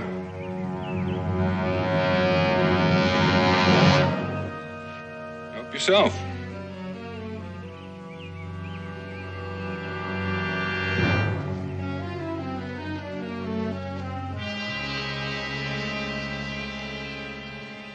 You must think me foolish. Well, it did seem a mite foolish. You leaning up against that tree all night when there was a good fire a few feet away. You're, not planning anything hostile, are you? No. And why are you following me? To see that you do not bring Luana back. Well, it's Tedescon's wish that Luana comes back. Tedescan will do anything to prevent my becoming chief. You know, that's interesting. Because he's told me that you'd make a fine chief. Then why does he oppose me so? He opposes your mother. He feels as chief you would serve her and not your people. Boone, I have been trained since childhood to rule my people. Well, that may be, Katoga. But who was your teacher?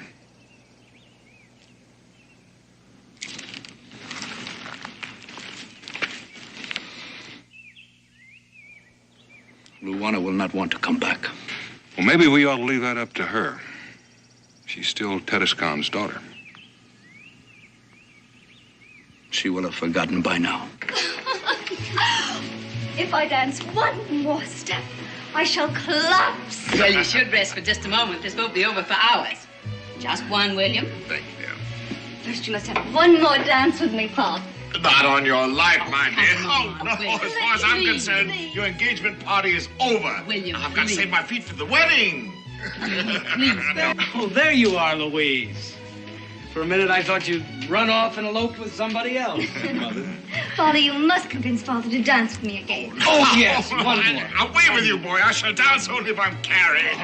Stop that. That. Yes, Amos.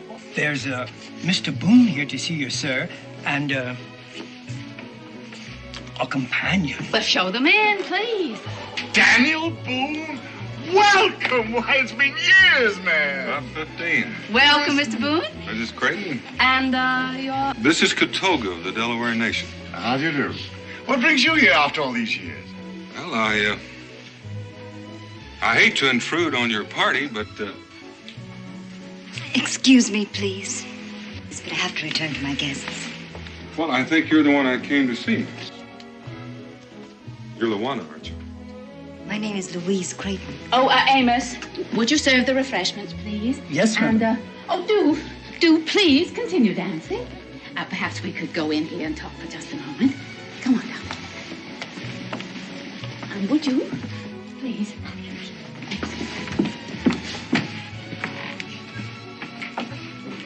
Now, darling, don't be foolish. You know that it was Mr. Boone who brought you to us. And you were called Luana when you were a small child. Of course, Mother. I'm sorry. Why did you want to see me, Mr. Boone? Well, your father sent me. He wants me to take you to him. My father? Come now, Daniel. You know the child's had only one father, me. She doesn't even remember Tedescan. What could he possibly want with her after all these years? Tedescan is dying. He wants to see his only child before he dies. He wants her to take her rightful place as queen. Queen? Queen of what, for heaven's sakes? Queen of the Delaware Nation. Nonsense. That's enough, Father. I'm sorry to hear Tedescan is ill. He's a great man, a fine leader. But believe me, Louise is no more fit to be Queen of the Delawares than I am to be King of Prussia.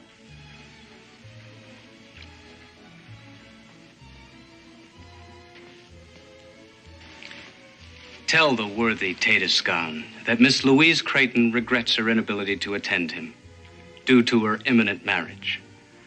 You see, Mr. Boone, this is an engagement party. Louise and Farley are to be married in the spring.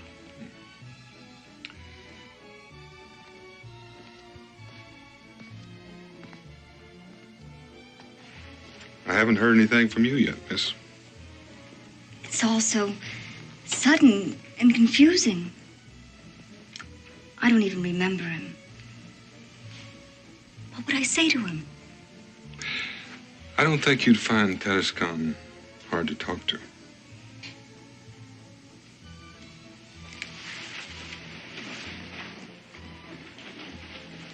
Mother, I know.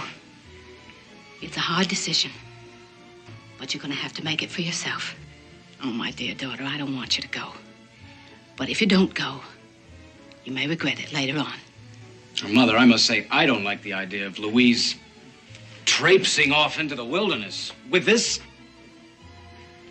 Oh, the whole idea is ridiculous.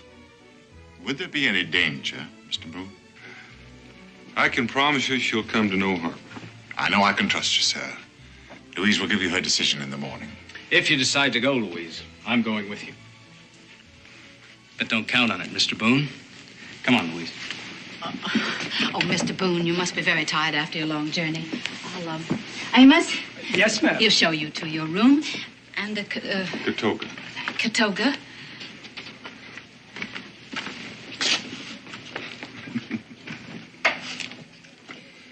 Good night. Good night. Elizabeth, I could use that drink.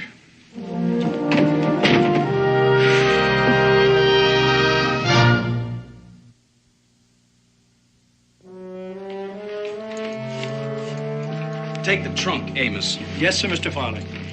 Come back for these. Yes. My. Looks like you got enough clothes here to last you for a month, honey. The bare minimum, Father. I haven't packed a single thing I won't absolutely need. Well, you must take this one because it brings out the color of your eyes, and on a warm evening, I'm afraid you all have the wrong idea. Luggage is out of the question. We're walking all the way. I think you'll find this better for traveling than anything you have in those valises. It was your mother's. She can't possibly wear that. It's very soft. Delaware women have strong teeth Strong teeth? to chew the skins and make them soft.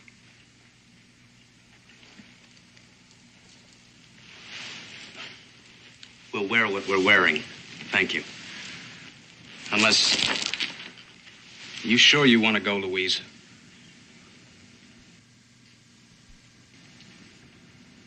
Yes, I'm sure.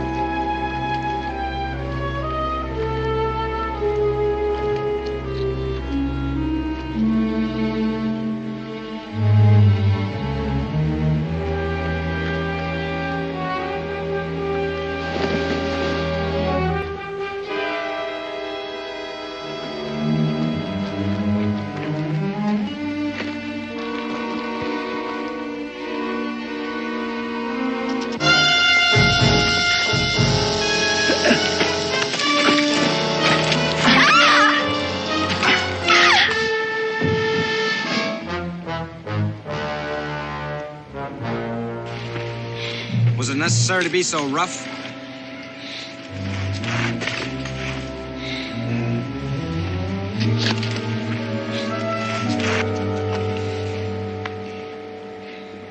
Thank you. 1-1 gum. What's that gibberish? Well, that's Delaware for you're welcome. You may have noticed, Creighton, that it makes more sense sometimes to have a woman walk behind you. Like a squaw? Like a squaw.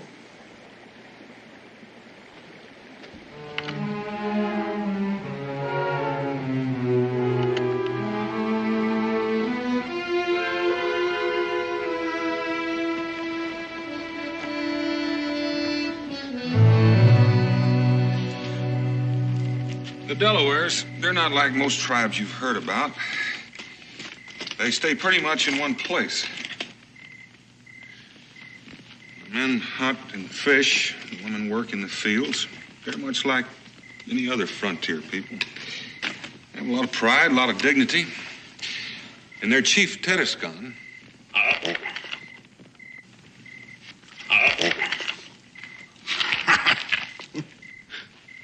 Pride and dignity, indeed.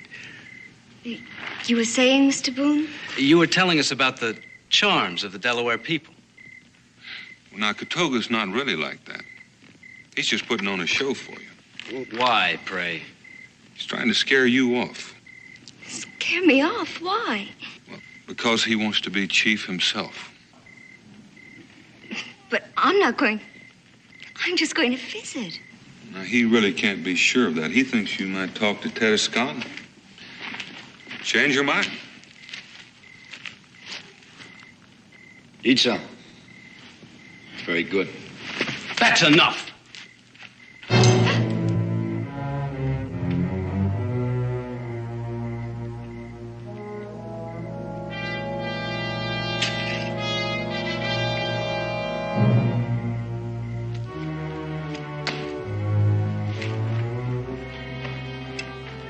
Delaware women do not waste food. Nor should they, I'm sure. For they can't afford to. But Miss Creighton does waste food. She does not know how it has come by, nor does she care. She only knows that it is there and in excellent abundance, and that's all she need know. In short, she is a lady. But that's something you savages wouldn't understand. Come on, Louise, we're going home. All right. Before you leave, I want to ask you a question first. Are you really all he thinks you are? We were raised together, remember? I'm talking to you. I don't understand. I think you do understand, but I can be more specific. Are you helpless, ignorant, in short, a lady? Is that all you are? Whatever do you mean, all? I think she knows what I mean, don't you? I do know where food comes from, Farley. Hard to believe, isn't it, Farley? I don't know what you're trying to do, Boone, but my fiancée has had just about enough of it. Your fiancée also happens to be Tedescon's daughter. Aren't you interested just a little bit in knowing what that means? It means she's the daughter of a dirty, ignorant savage, which is something I shall always endeavor to overlook. Don't trouble yourself. Louise, I didn't mean it that way. Louise.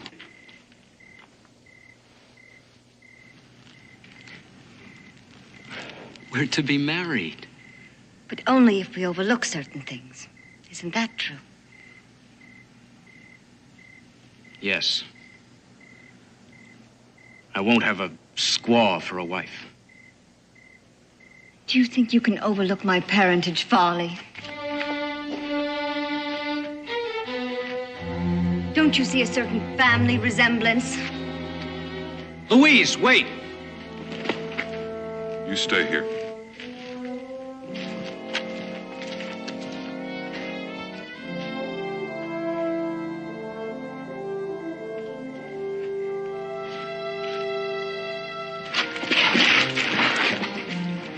It'll dirty your hand.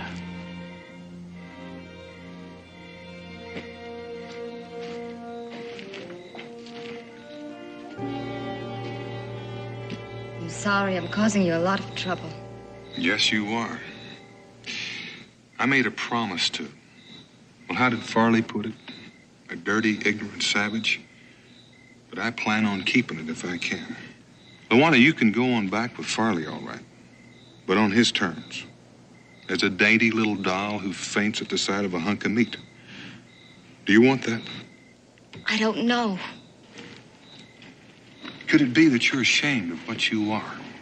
That you're pretending to be a fool so you can call yourself a lady? I am ashamed. And I've always been ashamed. Why, Luana? Because. Because you don't know anything about Indians except what you've heard. You know, most people don't hate Indians. They pity them. They want to uplift them. Which pretty much means that they think they're inferior. I suppose it does. Take Katoga. Would anyone in their right senses dare pity him? No. No. Because he's proud of who he is and of what he is. And so should you be. You're the daughter of Tedescan, a great ruler of a proud people. Feeling inferior the way you do, you may not be worthy of him. Mr. Boone,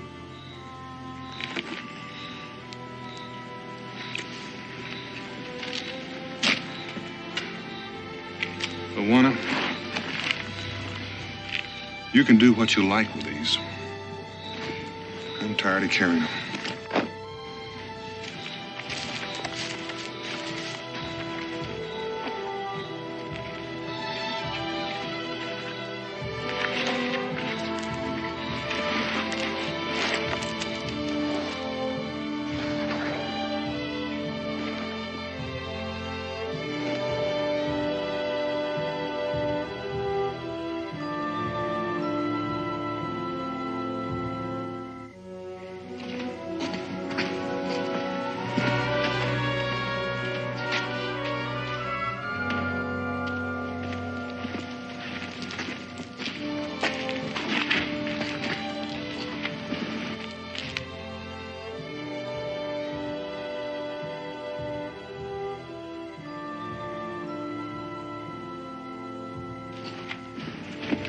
What the devil does this mean?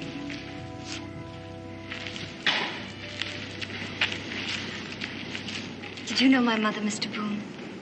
A long time ago. Do I look like her? Very much. Do you intend to remain in those ridiculous garments? They're quite comfortable.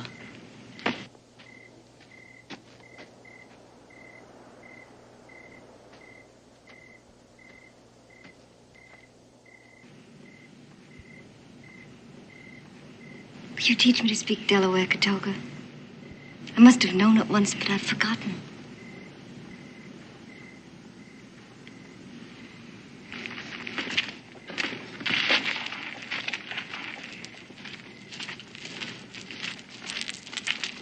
Have I done something wrong? Well, in a way, you're more or less asking him to cut his own throat. Because he wants to be chief. That's right.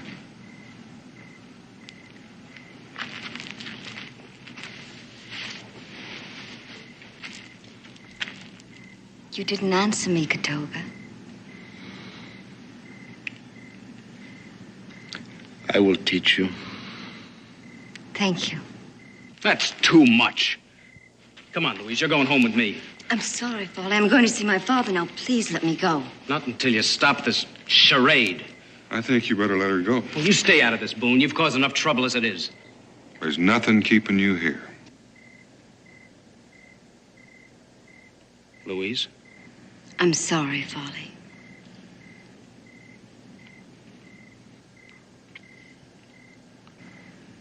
It isn't the same anymore. Can't you see that? What shall I say to our... to my parents? Tell them thank you very much for allowing me to make my own decision.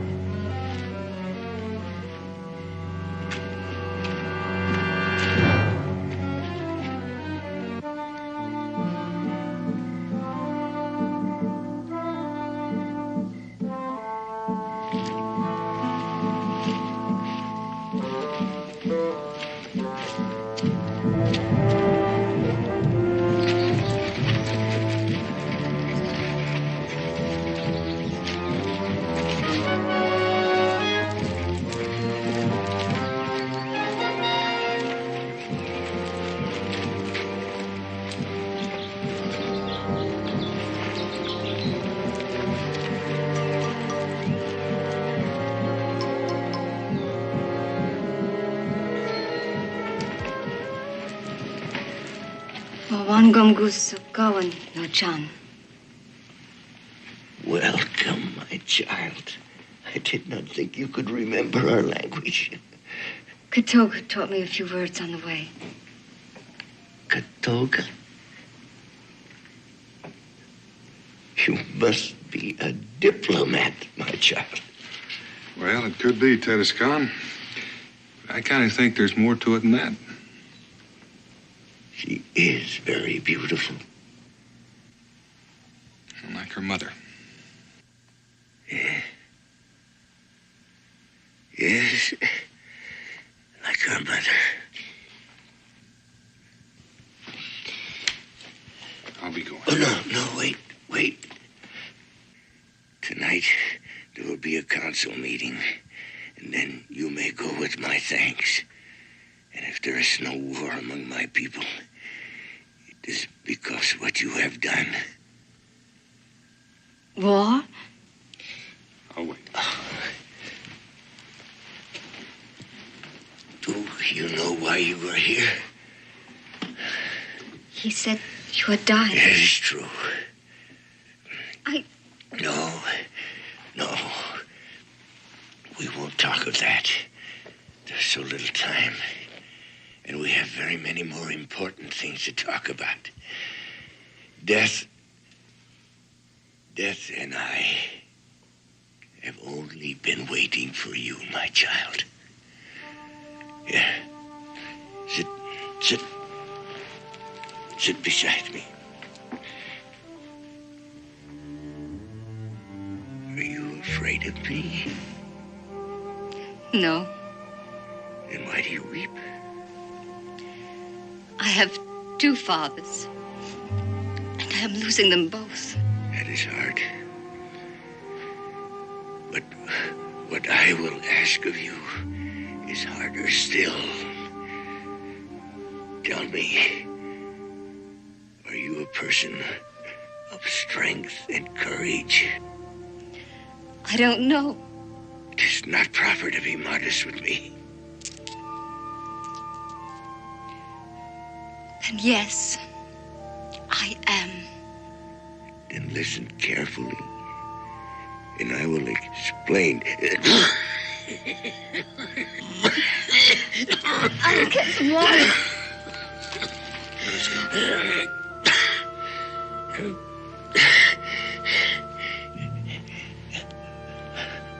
How does she seem? She's the daughter of a great chief. Oh, Boone, I must ask you to do one more thing for my people.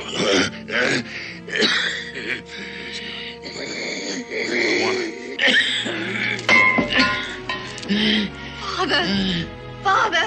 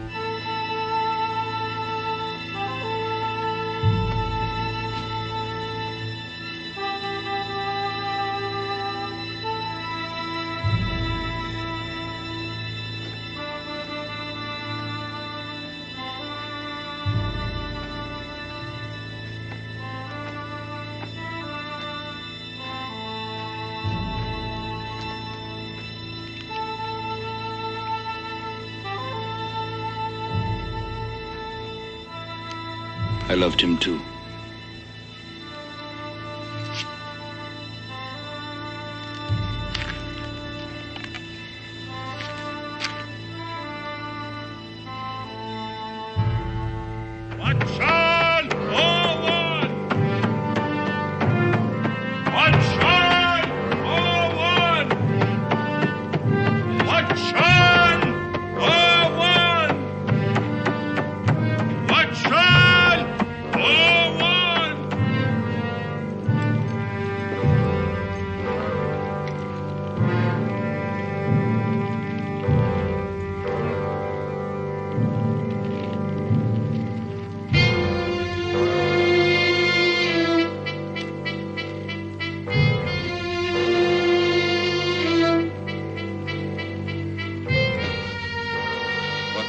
Disturbs our council. I am Lawana, daughter of Teduskan. I claim the right to sit with the council in place of my father. You may sit.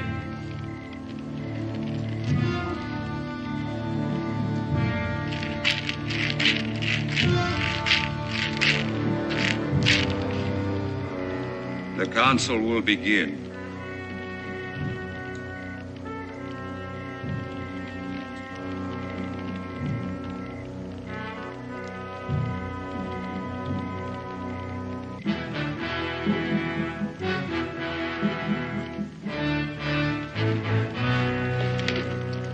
In the name of the spirit of the feathered robe, I command the presence of the chief maker. Who commands the presence of the chief maker? Lawana, daughter of Teduskan, rightful queen of the Delaware nation. All who accept this woman as queen must pay homage.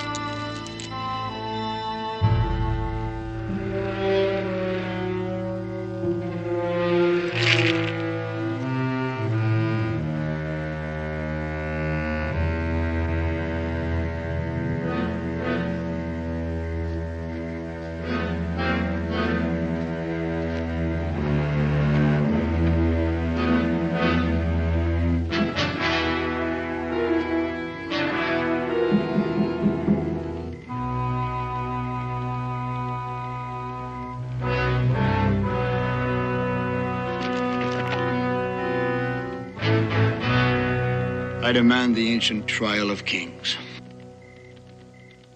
The right of Luana, daughter of Teduskan, has been challenged. One who cannot accept the challenge cannot rule. Is that not the law? It is the law. Do you accept the challenge? I accept. Do you understand what the trial requires? That only the bravest may endure it? Only the bravest is fit to rule. It is your right to stand guard over the place of trial. I will stand guard. It is your right to choose one to stand guard with him. I choose Daniel Boone. Does Daniel Boone agree?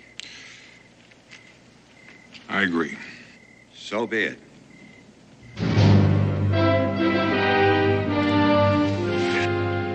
Withdraw the challenge. I do not understand you.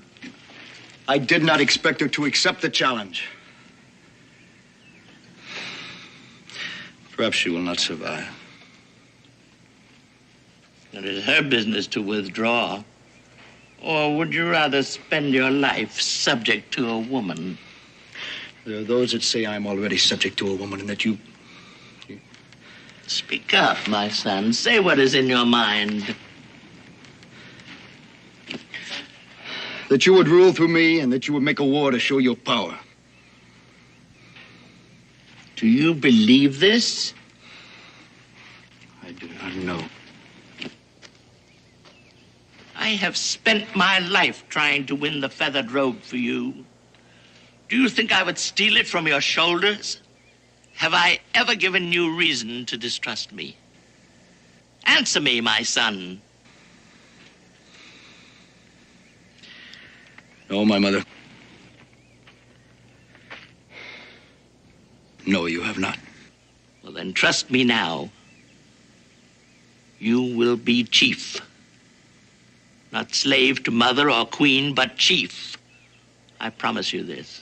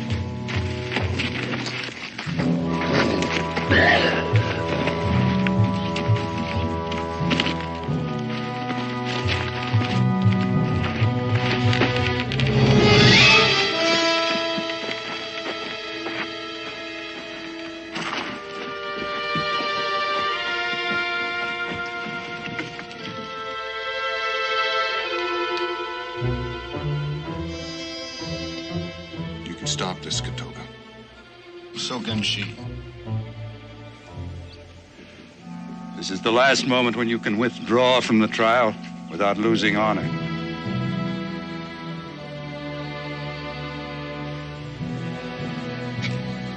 Let the trial begin. So be it.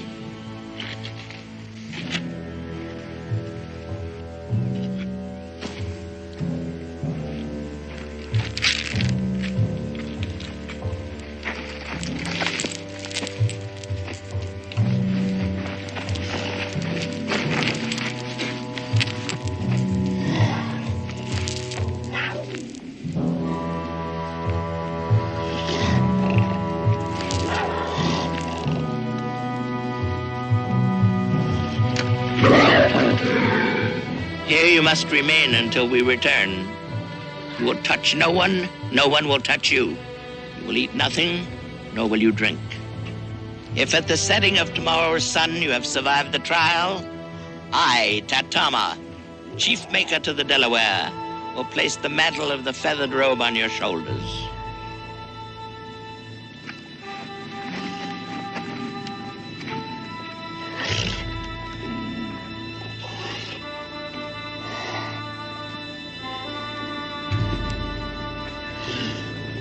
Aye, aye.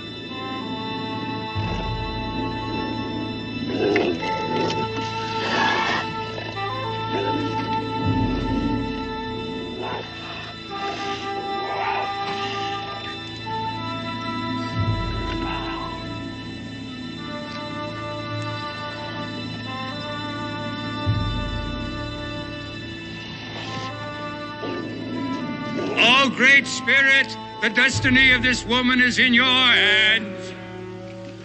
To interfere is forbidden. You, Katoga, and you, Boone, will remain to see that the will of the Great Spirit prevails.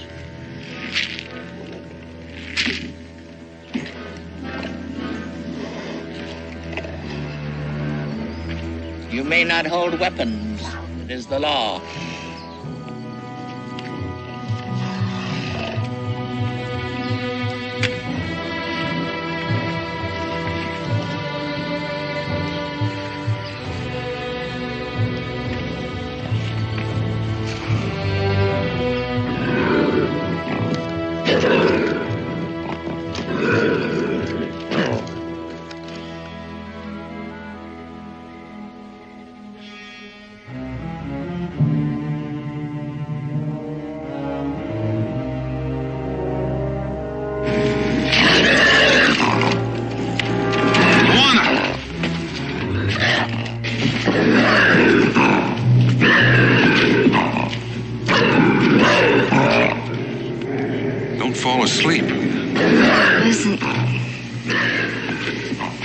Thinking about white wine.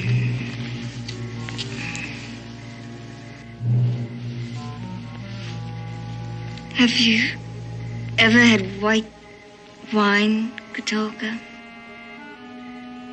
I've never had white wine. Poor Katolka. Pity Katolka. I never should have gotten you into this in the first place. I'm all right. Just a bit chilled. Well, you better enjoy the chill while you can. It's going to be daylight before long.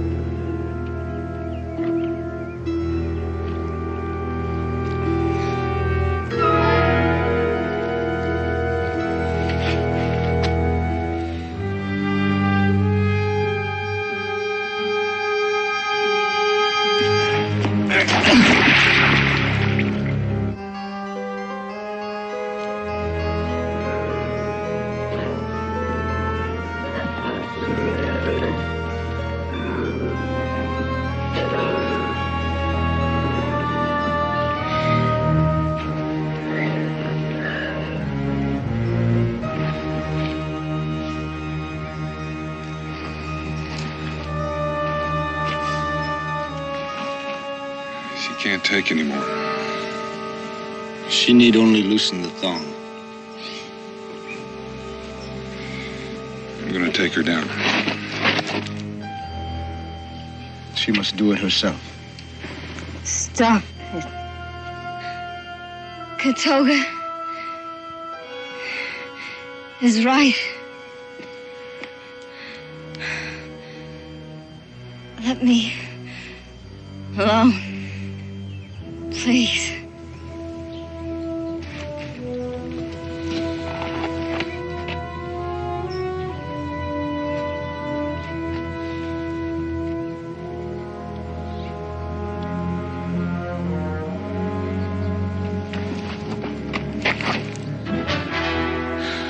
Stay with her.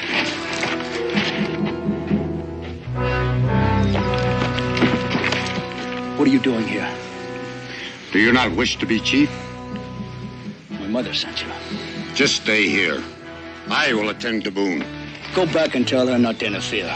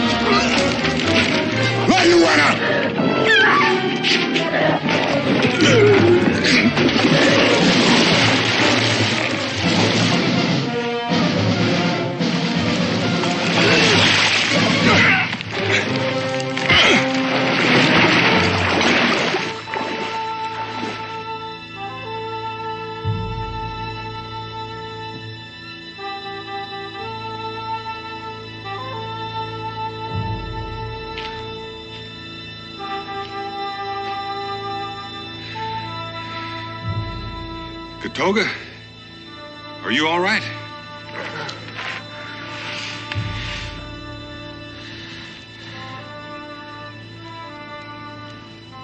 I'm only paying homage to my queen.